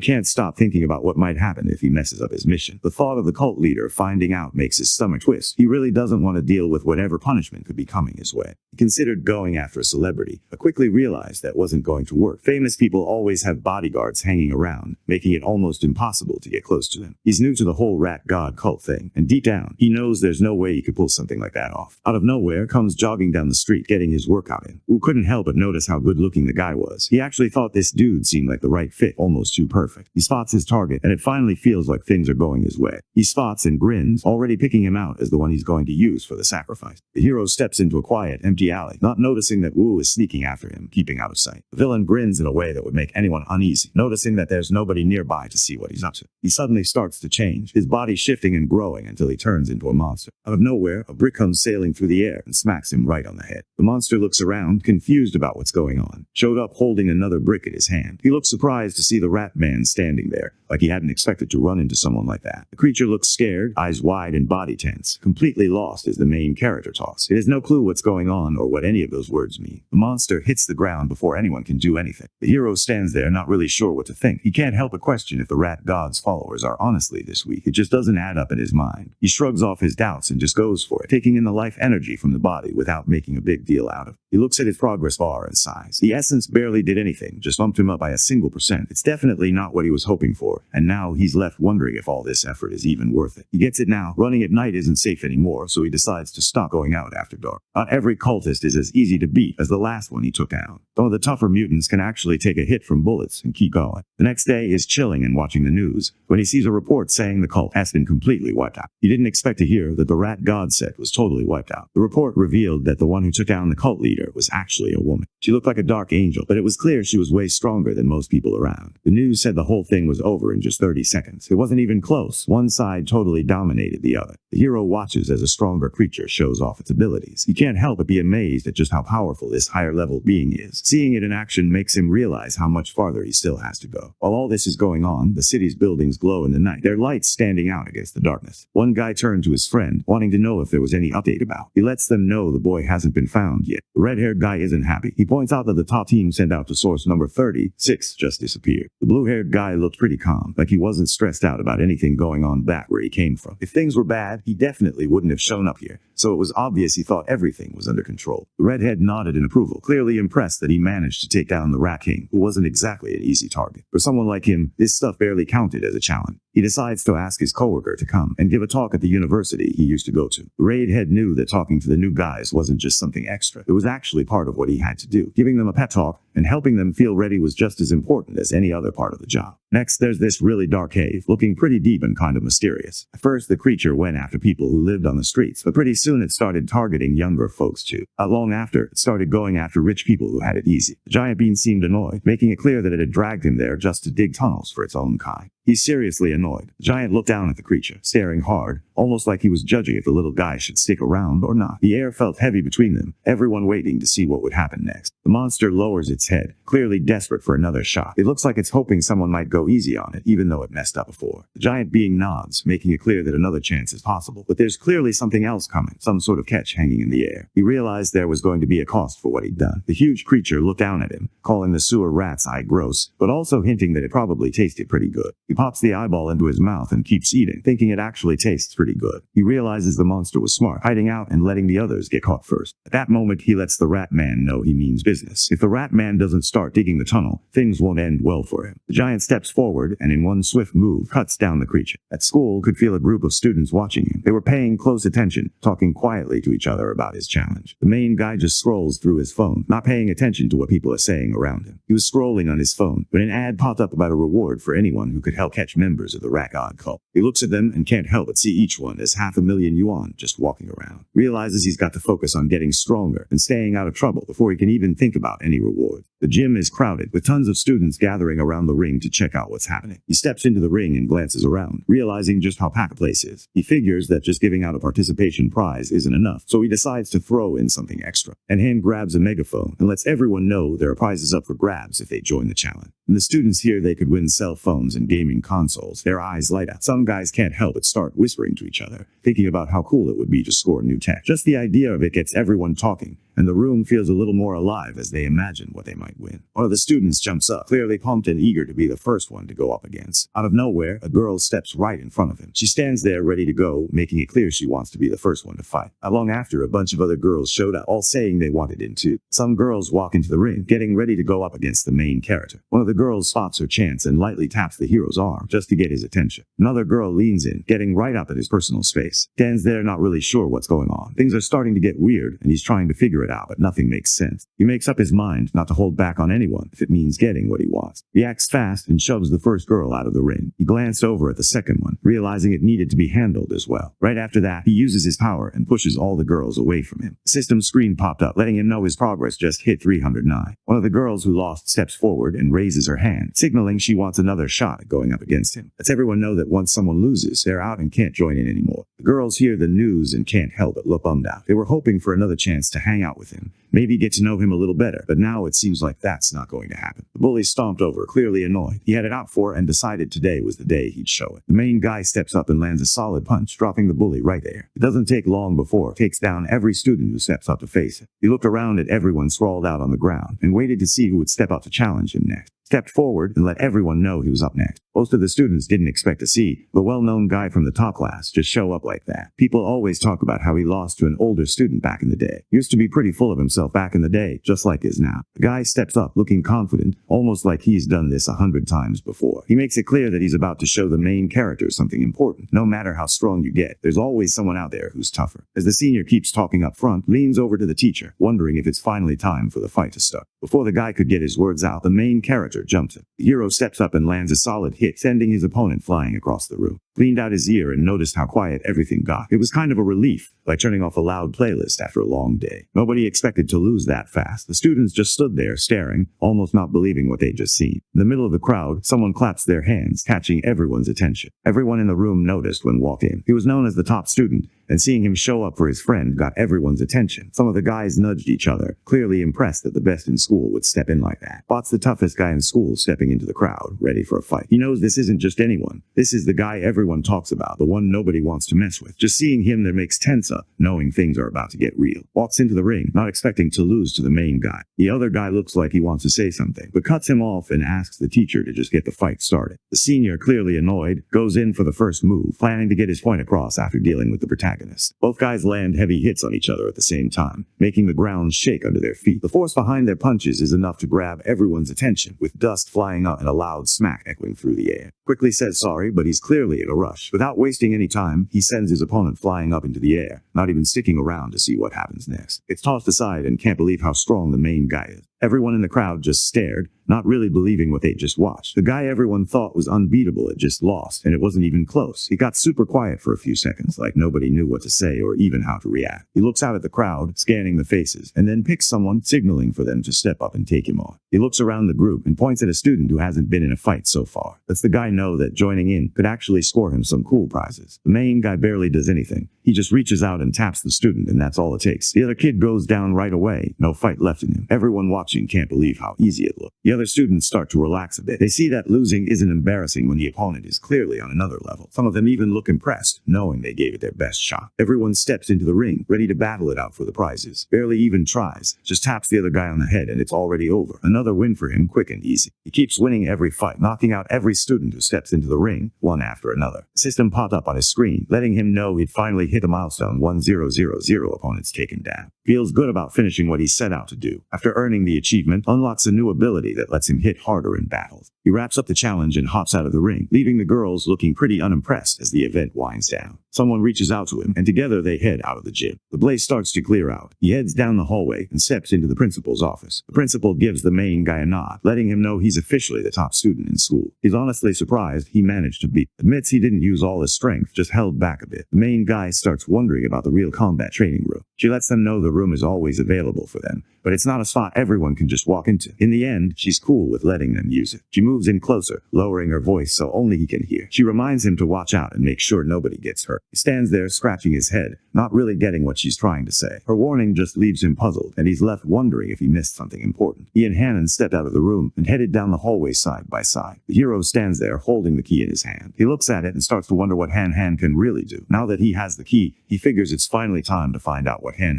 is capable of. Called him up asking if he could help her out with something. That everyone knows she signed up for a singing contest and wanted some help getting ready. She wanted to practice at night, so he said yes. The girl lights up with excitement and takes off running, clearly pumped and celebrating as she goes. Feels pretty proud of her and really wants her to get more confident after the contest. Was at home. There's nothing in this panel. In the next room, her parents could hear what was going on. Her dad couldn't help but feel uneasy about the two of them being by themselves. His wife gives him a hard look, reminding him that she and the guy have known each other since they were kids, so he shouldn't get involved. She warns him to stay out of things, and her dad, clearly nervous around her, just nods and promises to keep quiet. The main character catches some loud voices coming from her parents. She realizes they're arguing, and even though she tries not to listen, it's impossible to ignore what's going on. After some time, decided it was time to wrap up practice. He figured they'd done enough drills for one day and needed to hit the books. He lets her know they've got swimming class at school tomorrow. Stands by the door as he heads out, watching him go. Once he's gone, she sits there, thinking about the swimming class. Her face heats up a bit, and she can't help but feel awkward remembering what happened. She heads over to her closet, flipping through her clothes until she spots her swimsuits. She takes a moment to decide which one to wear, thinking about what would look best for the day. She stands in front of the mirror, holding up a one piece in one hand and a bikini in the other. She can't really make up her mind about which one to wear. It's pretty embarrassed just thinking about putting on the bikini. She pictured them all hanging out at the pool and instantly felt her face get hotter. She figures it's just going to be a round, so she grabs the bikini and tosses it in her bag. It was just another regular day at school. The halls buzzed with students trying to get to class on time, some messing around with friends, others glued to their phones. Everyone seemed to have their own routine, whether it was rushing to beat the bell or hanging back to avoid teachers. The whole place felt familiar, like a place everyone knew by heart, even if they'd rather be somewhere else. He's by the pool, hanging out by himself and waiting for it to show up. He's already changed and standing there in his swimming trunks, looking like he's just waiting for something to happen. All the cameras around the pool had something blocking them. Ears calling out to him from behind, and quickly turns to see what's up. He stops in his tracks when he sees Han walk out of the locker room wearing a bikini. He wasn't expecting that at all, and it definitely catches him off guard. She walks up to him and checks if he's been waiting for her. He watched her moving along, trying to warn her about the slippery floor. Even though he acted casual on the outside, deep down he was actually pretty impressed by how she handled herself. Gestures for her to join him in the water, ready to kick off their training. Both of them jump in and swim side by side under the water. Under the water, the main guy reaches out and carefully takes her hand. Glances over at both of them underwater. She steps up and wraps her arms around him, pulling him into a hug. The girl looks up and gestures toward the surface, letting everyone know she wants to head back up. The main guy wraps his arms around her and lifts her off the ground, starting to rise up. As soon as they come up for air, he tries to figure out what just went down. Annan didn't expect it, but when the water moved through her body, it felt weird, almost like something was off, but she couldn't quite figure out what. He holds out her hands, letting everyone see for themselves that what she's saying is true. The water slips right through her fingers like she's not even touching it. The girl looks at him, confused, as water starts to drip down from her body. She doesn't really get why it's happening and turns to him, hoping he might have some kind of answer. RMC's face changes when it clicks. This has to be her superpower. He locks in, starting to focus, knowing things just got real. He reached out and checked his friend's hand, just to make sure everything was okay. He grabs the girl's hand and notices that water just goes straight through, like her hand isn't even there. Thinks they should see if the same thing happens on other parts of her body. The girl nods, her face turning red as she tries to hide how awkward she feels. She lay back on the lounge chair, barely saying the hero's name, her voice so quiet he almost missed it. He splashed some water on her just to see how she'd react. She wanted to know if this was going to take a while. After trying a couple of things, he figures out that her body seems pretty normal. He lets her know that right now, it seems like only her hands have this strange power. Wondered if her issue had something to do with this strange ability, and he thought she was probably right. He let her know that if she ever felt like she was about to lose control again, she should tell him first. He starts to panic a bit, unsure of what's going on, and tells her to see if anything else feels weird. Realizes he nearly acted like a complete weirdo, and Anne suddenly figures out that she isn't just some average person. She actually has water powers. Instead of seeing herself as useless, she starts to realize she's got something special going on. She believes that someday, when she's got her powers figured out, she'll be there for him, backing him up just like he always hoped someone would. The hero heads into the city, planning to pick up some more beast meat. He walked into the market and spotted a clerk who noticed him right away, giving a quick nod and a friendly wave as he stepped inside. He slides his credit card onto the counter, ready to pay. He tells the shopkeeper he wants to buy 100 pounds of gray eagle meat. The woman grabs the card and checks out the delivery address. She looks a bit caught off guard by what's on the order. She watches him walk away and starts thinking about what kind of guy would just give so much without a second thought. The clerk finishes up the order, hoping deep down that the customer leaves a solid review this time. Inside an old warehouse, he looked around, thinking about how all those nights writing his novel had actually paid off. Now, he had $210,000 saved up. He checks his cash and realizes he actually has enough to pay for the giant eagle meat. The guy's pretty hyped, barely able to sit still as he wonders what kind of surprise the Codex has in store for him next. Gets a notification from the system saying he's just absorbed the eagle's life source, and now the Codex is fully charged. In his mind, a huge eagle soared high above a sea that glittered with crystal. The eagle in the picture swoops down fast, heading straight for the water like it's locked onto something. In his head, he pictured an eagle swooping down and grabbing a huge squid with its claws. After unlocking the Codex, the system gives him a quick congrats and lets him know he's just picked up the attribute. With this new power, he could see way more than before, picking up on every little movement around him. Tracking stuff got way easier, almost like he had eyes everywhere. Now his eyes shine bright gold, standing out in the room. He tries out his new power and suddenly, he's able to see the whole city at the same time. Every street, building, and even the people moving around. It's all there, like he's got the ultimate drone view. He can spot one person in a crowd without any trouble, like his eyes just lock right on them. He's surprised at himself, realizing he can actually make out what's on someone else's phone screen from way across the room. After trying out his new power, he heads home. When he steps inside, he notices his parents hanging out in the living room, just watching TV. He wasn't expecting to see them there, so it catches him off guard for a second. The news showed a story about a monster called a winch. It had attacked and hurt a lot of people, hundreds actually. The whole thing looked serious, and anyone watching couldn't help but feel uneasy about what might happen next. The guy stood on stage, talking to the crowd. He looked serious as he explained that combining human genes wasn't the right way forward. People in the audience watched him, some nodding along, others just listening quietly. Before he could finish talking, another guy stepped in and cut him off. The new guy didn't think much of regular martial artists. He just didn't trust them at all. The protagonist's dad always seemed uneasy around people who used genetic fusion. To him, they were unpredictable, like things could go wrong at any second. He never really said it out loud, but his attitude made it clear he didn't trust what they were capable of. His mom keeps saying the government is pretty strict about things, so stuff going wrong doesn't really happen much. The dad brought up something serious mysterious. Genetic fusion makes it impossible to have kids. His mom glanced over at him, clearly caught off guard that he'd been listening in on what they were saying. She suddenly gets embarrassed when she realizes her son overheard her talking about grown-up things. The mom decides it's time to switch things up and tells her son to come eat dinner now that he's back home. At dinner, brought up that the school was hosting a singing competition this year. He let everyone know that had already signed up to take part. The dad's pumped and lets everyone know that the family's all in. Everyone's going to support her. To them, she's already part of the family. The hero nods along with the plan, not making a big deal out of it. He keeps eating, looking pretty chill, like this is just another regular lunch for him. On the day of the competition, people start showing up in front of the stage,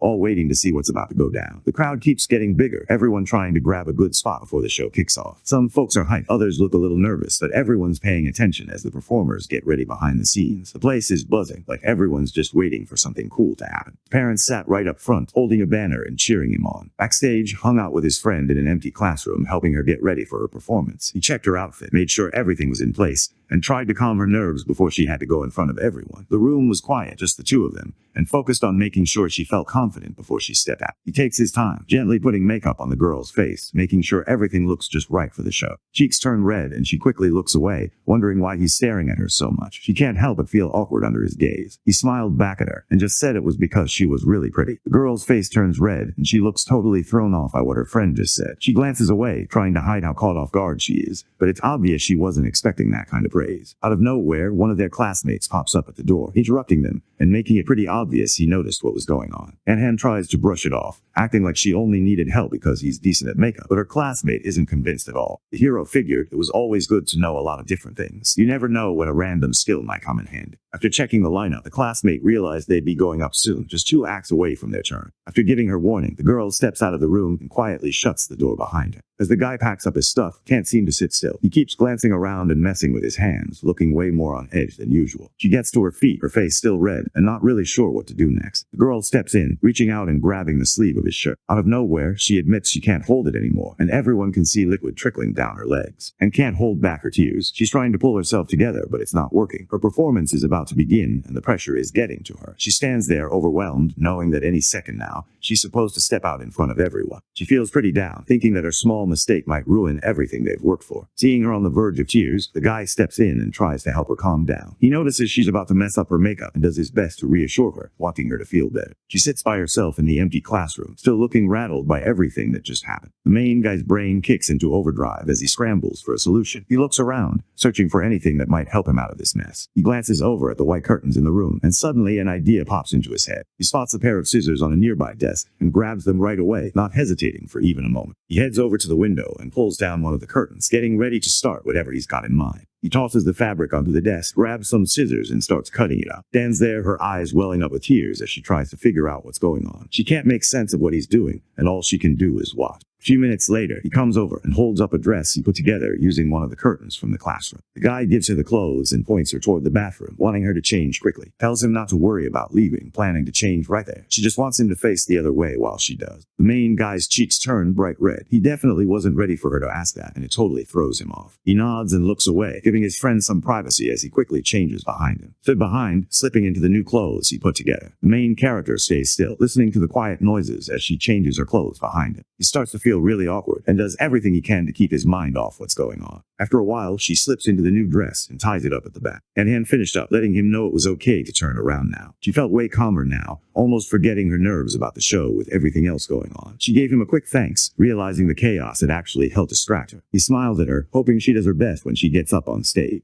The contest, the two guys step onto the stage. The crowd's watching, waiting to see what they've got. As the music starts, they nail their routine, moving in sync and giving it everything. People in the audience start getting into it, some even pulling out their phones to record. By the end, the whole place is buzzing, clearly impressed with what they just saw. With that performance, they take home the top spot and become the grand champions of the singing competition. The crowd, the guy claps for his friend, grinning with real pride at how well his buddy did on stage. The next day, a staff member stepped into the classroom and just froze for a second when they saw the curtain totally wrecked. Because of what happened, both of them got stuck with detention. After school, they had to stay behind and clean up the classroom together. The guy figures he deserves this for slicing up the school curtain. Out of nowhere, a screen appeared right in front of him, showing that he'd just finished a mission. The hero lets out a small smirk, surprised by how things turned out. He hadn't seen this coming, but it feels like a win he didn't expect. Out in the hallway, a group of girls noticed Han. They said some nice things about her and asked if she wanted to join them after school. She lights up and quickly says yes to the invite, clearly looking forward to it. Her new newfound confidence started showing up in her martial arts too. She was picking up new moves way faster and didn't hesitate like she used to. Every time she stepped onto the mat, she looked more focused, and even her classmates started to notice she was getting stronger. At the same time, the main guy is starting to get noticed at school. He just won a big tournament, and now more people are talking about him. After winning this time, he added another trophy to his collection at home. His shelf was already stacked with awards and medals from past wins, showing just how far he'd come. He ended up getting his face on the posters for his friend's family dojo, showing up everywhere as their go-to guy. After saving up for what felt like forever, he finally had $900,000. Now he could get his hands on more beast meat. He walks into the shop, and right away, the saleswoman spots him and brings out a box with his special order inside. This time, he managed to get his hands on some dragon lizard meat, which everyone knows is really hard to find. He grabs the meat and starts to take in the creature's power. A blue glow starts to form around him, showing something big is happening. All of a sudden, the system pops up and lets him know he's unlocked the codex. He also scores a new skill, which catches him off guard. Just got a new power. He can blend in with his surroundings so well that it's almost impossible to tell he's there. Even if someone's looking right at him, they wouldn't notice anything strange. It's not just hiding. It's like he disappears from people's senses completely. He thinks this power could help him slip past enemies and catch them off guard. Stealth and surprise might be his best shot. After everything that happened, the guy figures it's time to head back, but he remembers he still needs to grab a cake before going home. He's walking down the street when he comes to an abrupt halt. Something just doesn't feel right, like there's something off in the air, and he can't ignore it. He spots a woman with bright red hair walking by, surrounded by a couple of cyborgs who are clearly keeping an eye on her. Just then, one of the guards looks over and spots him. The guard smiles and calls him by name, acting friendly like they know each other. He spots the guy and instantly remembers, yeah, that's one of the older students from his last school. The recognition catches him off guard. He glances down and spots that the guy's legs aren't real, they're prosthetic. The upperclassman tells his story, mentioning he got into a motorcycle accident and ended up needing new legs. He explained how he got pretty lucky and ended up joining an experiment that turned him into a cyborg. The guy wanted to know more about the prisoner, so he asked. That's when he found out she was part of the cult of the Rat God. One of his teammates waves him over, letting him know it's time to move. Everyone's in a rush, and they can't waste any more time. The upperclassman finished up, nodded at everyone, and headed out with his team. They brought the prisoner along as they left. You can't help but notice how the police had a tough time handling her, but these guys managed to catch her without any trouble. At that moment, the hero figures out just how strong and deadly these cyborgs really are. He tightens his fists, looking like he's got something serious on his mind right then. His phone buzzes. It's his mom, checking in to see if he's picked up the cake and wanting to know what time he'll be back. Turns out his birthday and hands are only a day apart, so they always end up celebrating at the same time. That year, just like always, everyone came together to celebrate their joint 18th birthday. But it's finally time to swap gifts. Both of them start getting ready, trying not to look nervous. This moment feels important, and they can't help but wonder how it'll go. Out of nowhere, the ground starts rumbling hard, cutting the celebration short. Everyone jumps at the sudden shake, glancing around to see if something big just hit or if the ground's actually moving. Some guys glance at their phones, half expecting an earthquake alert to pop up. But something doesn't sit right with him. He can tell this isn't just some random dreamer. Something about the situation feels off, making him uneasy. Down below the city, where most people never go, a swarm of weird-looking rats started moving around in the dark.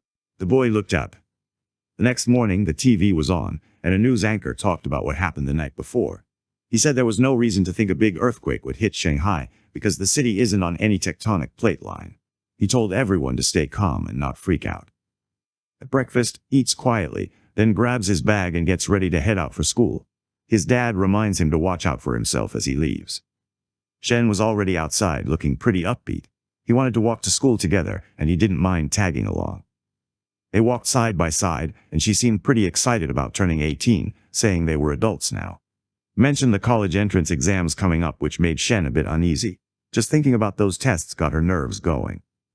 After a while, manages to scrape together enough cash to unlock his next codex. He sits down and starts the process, focusing hard on the void crocodile. Purple energy starts spinning around him, and his screen flashes with a notification. He's taking in the creature's life source. The progress bar finally fills up all the way, hitting 100%. He suddenly sees a huge beast that looks like a crocodile. He saw fins kind of like a fish, moving fast through the water. He was running for his life, ducking and weaving as the giant eagle swooped after him. The thing's wings cast a huge shadow over the ground, and its sharp eyes never lost track of him. Every time he thought he'd found a place to hide, the eagle was right there, making his heart pound even harder. Another notification pops up, letting him know he's just unlocked the Void Crocodile Codex and picked up a new ability called Danger Perception. The system breaks it down. Now he can sense when other creatures nearby are hostile, and he can guess how strong they are. Thinks this will come in handy, especially for spotting sneak attacks before they happen. He heads over to a crowded mall, wanting to try out his new power where plenty of people are around. Moves through the crowd, quietly checking out everyone around him with his danger sense. Now he can actually spot how strong people are. Most of the folks he passes are just regular Tier 1 or Tier 2, nothing special.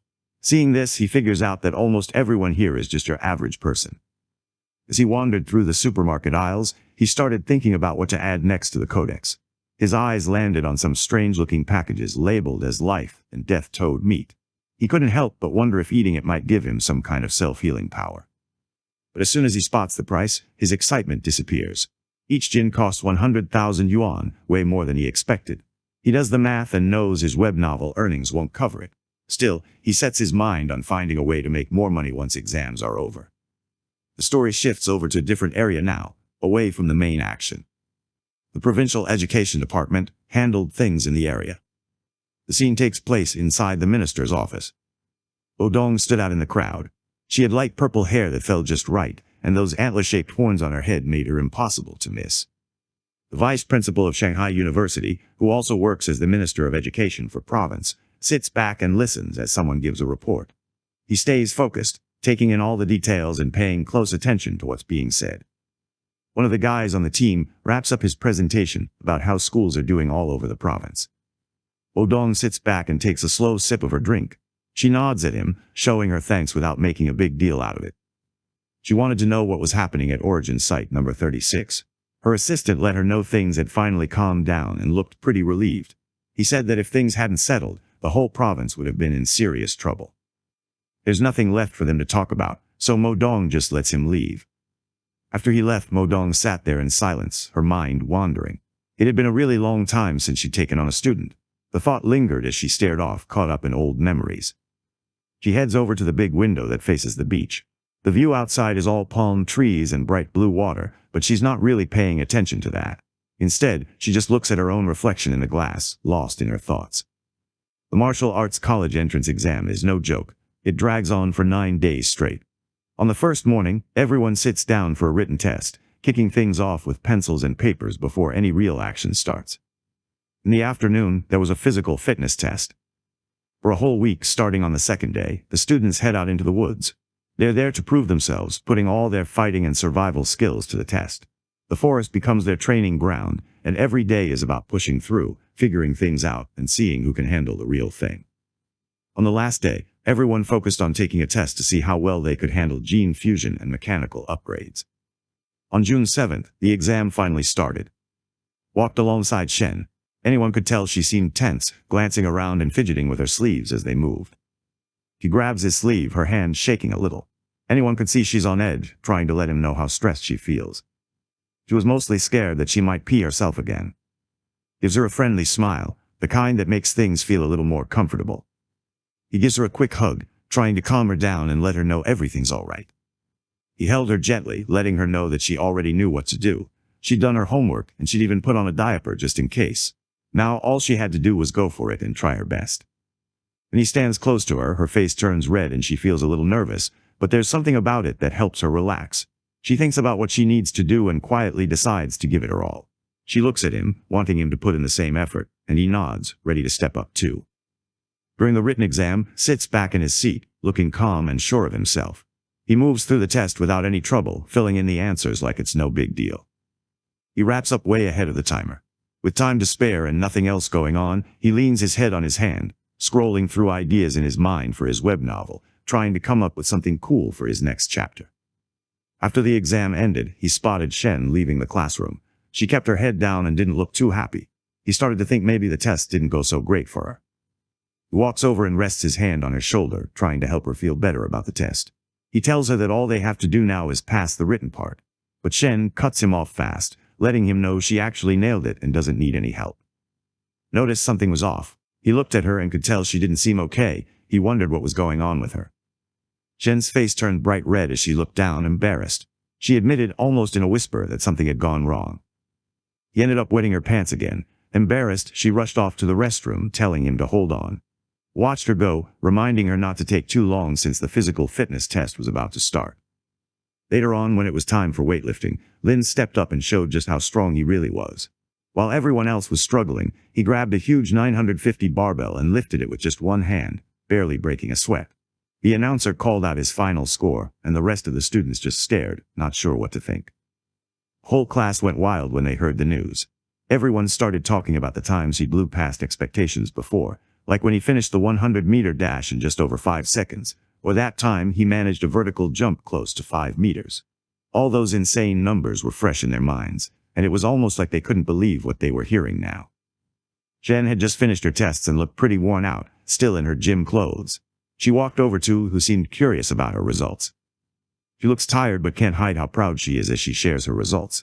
She ran the 100 meters in 9.32 seconds, jumped 1.62 meters straight up, and managed to lift 125 kilograms. Even though those numbers are pretty wild, she lets out a quiet sigh and admits her results still don't stack up next to his. Noticed her test scores and seemed pretty impressed. He gently patted her on the head, a simple gesture that said he was genuinely proud of her. She looked up at him, her face lighting up with a smile, feeling good about the recognition. A little while later, came running over to the group, looking pretty hyped. He let everyone know that the results for the written exam were finally out. He let everyone know that, and Gang did pretty well, both landing scores somewhere in the high 80s, while he got an even 80. Curious about how the others did, he turned to ask about their results. Meanwhile, Shen, looking a bit on edge, pulled out her phone to check her own score. Her face brightens as she shares her score, an 82, just stands there caught off guard. Both of them glanced over at. Raised his phone, the screen lighting up with a big, bold 100. Shen pumped his fist and looked genuinely happy for him. Meanwhile, just stared, totally lost for words, not really surprised but still amazed at how, always seemed to pull stuff like this off.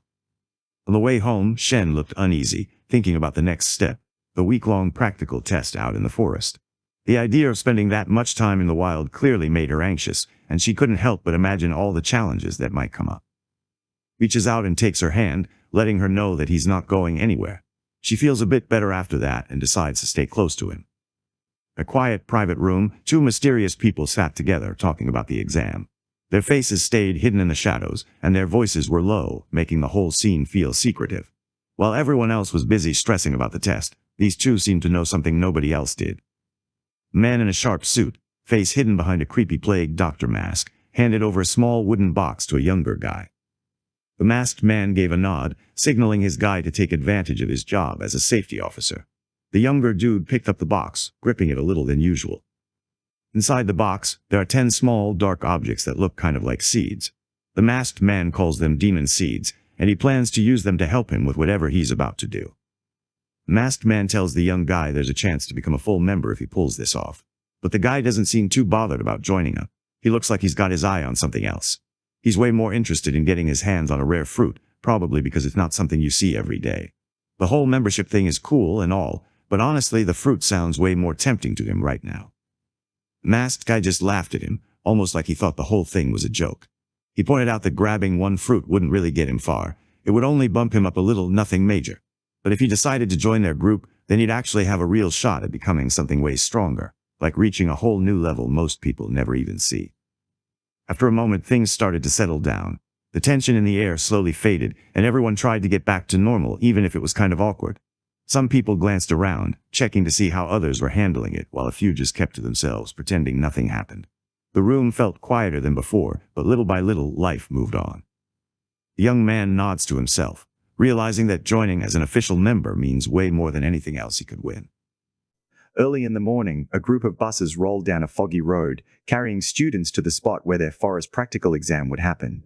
Everyone sat quietly, the windows clouded up from the chilly mist outside, while some kids tried to catch a few more minutes of sleep, and others stared at their phones, scrolling through memes or nervously checking messages. The buses bumped along, and the students knew this wasn't just any school trip. Today was going to be different. Inside the car, Zekin noticed they had finally pulled up to their destination. Han was still asleep with his head resting on Zekin's shoulder, so Zekin gently nudged him awake. The waifu slowly opened her eyes, still looking pretty sleepy. She glanced around, trying to figure out if they had actually made it to the exam spot already. The two guys hopped off the bus with the rest of the students and made their way over to where everyone was supposed to meet up. Out in the open field, the group gets a rundown of the game. The rules are pretty simple. Everyone has to head into the woods and look for tags with numbers on them. Each tag is worth points, so the more they find, the better their score. The announcement talks about some dangerous beasts on campus. These creatures are basically a chance for the top students to score some bonus points. The rules say teaming up is okay, but snagging tags from other players is fair game too. Right away, some students start teaming up. One guy tries to get ahead by bragging about his rich dad, hoping it'll help him out. The supervisor steps in and shuts down the open team celebrations, reminding everyone to keep things low-key and not draw too much attention. At the same time, some girls walk over and ask Zikin to hang out with them. He doesn't hesitate, he just says no and keeps doing his own thing, not really interested in joining their group. Not long after that, another student walked over to them. He looked interested in what they were eating and wanted to see if he could buy some for himself. The MC noticed the kid hanging around looking hungry. Not thinking twice, he grabbed a few snacks and handed them over, not asking for any money, just something he did, no big deal. The young guy gets pretty pumped up and tells everyone his name is Hong. He's quick to throw out the idea of teaming up for the exam, hoping someone's down to work together.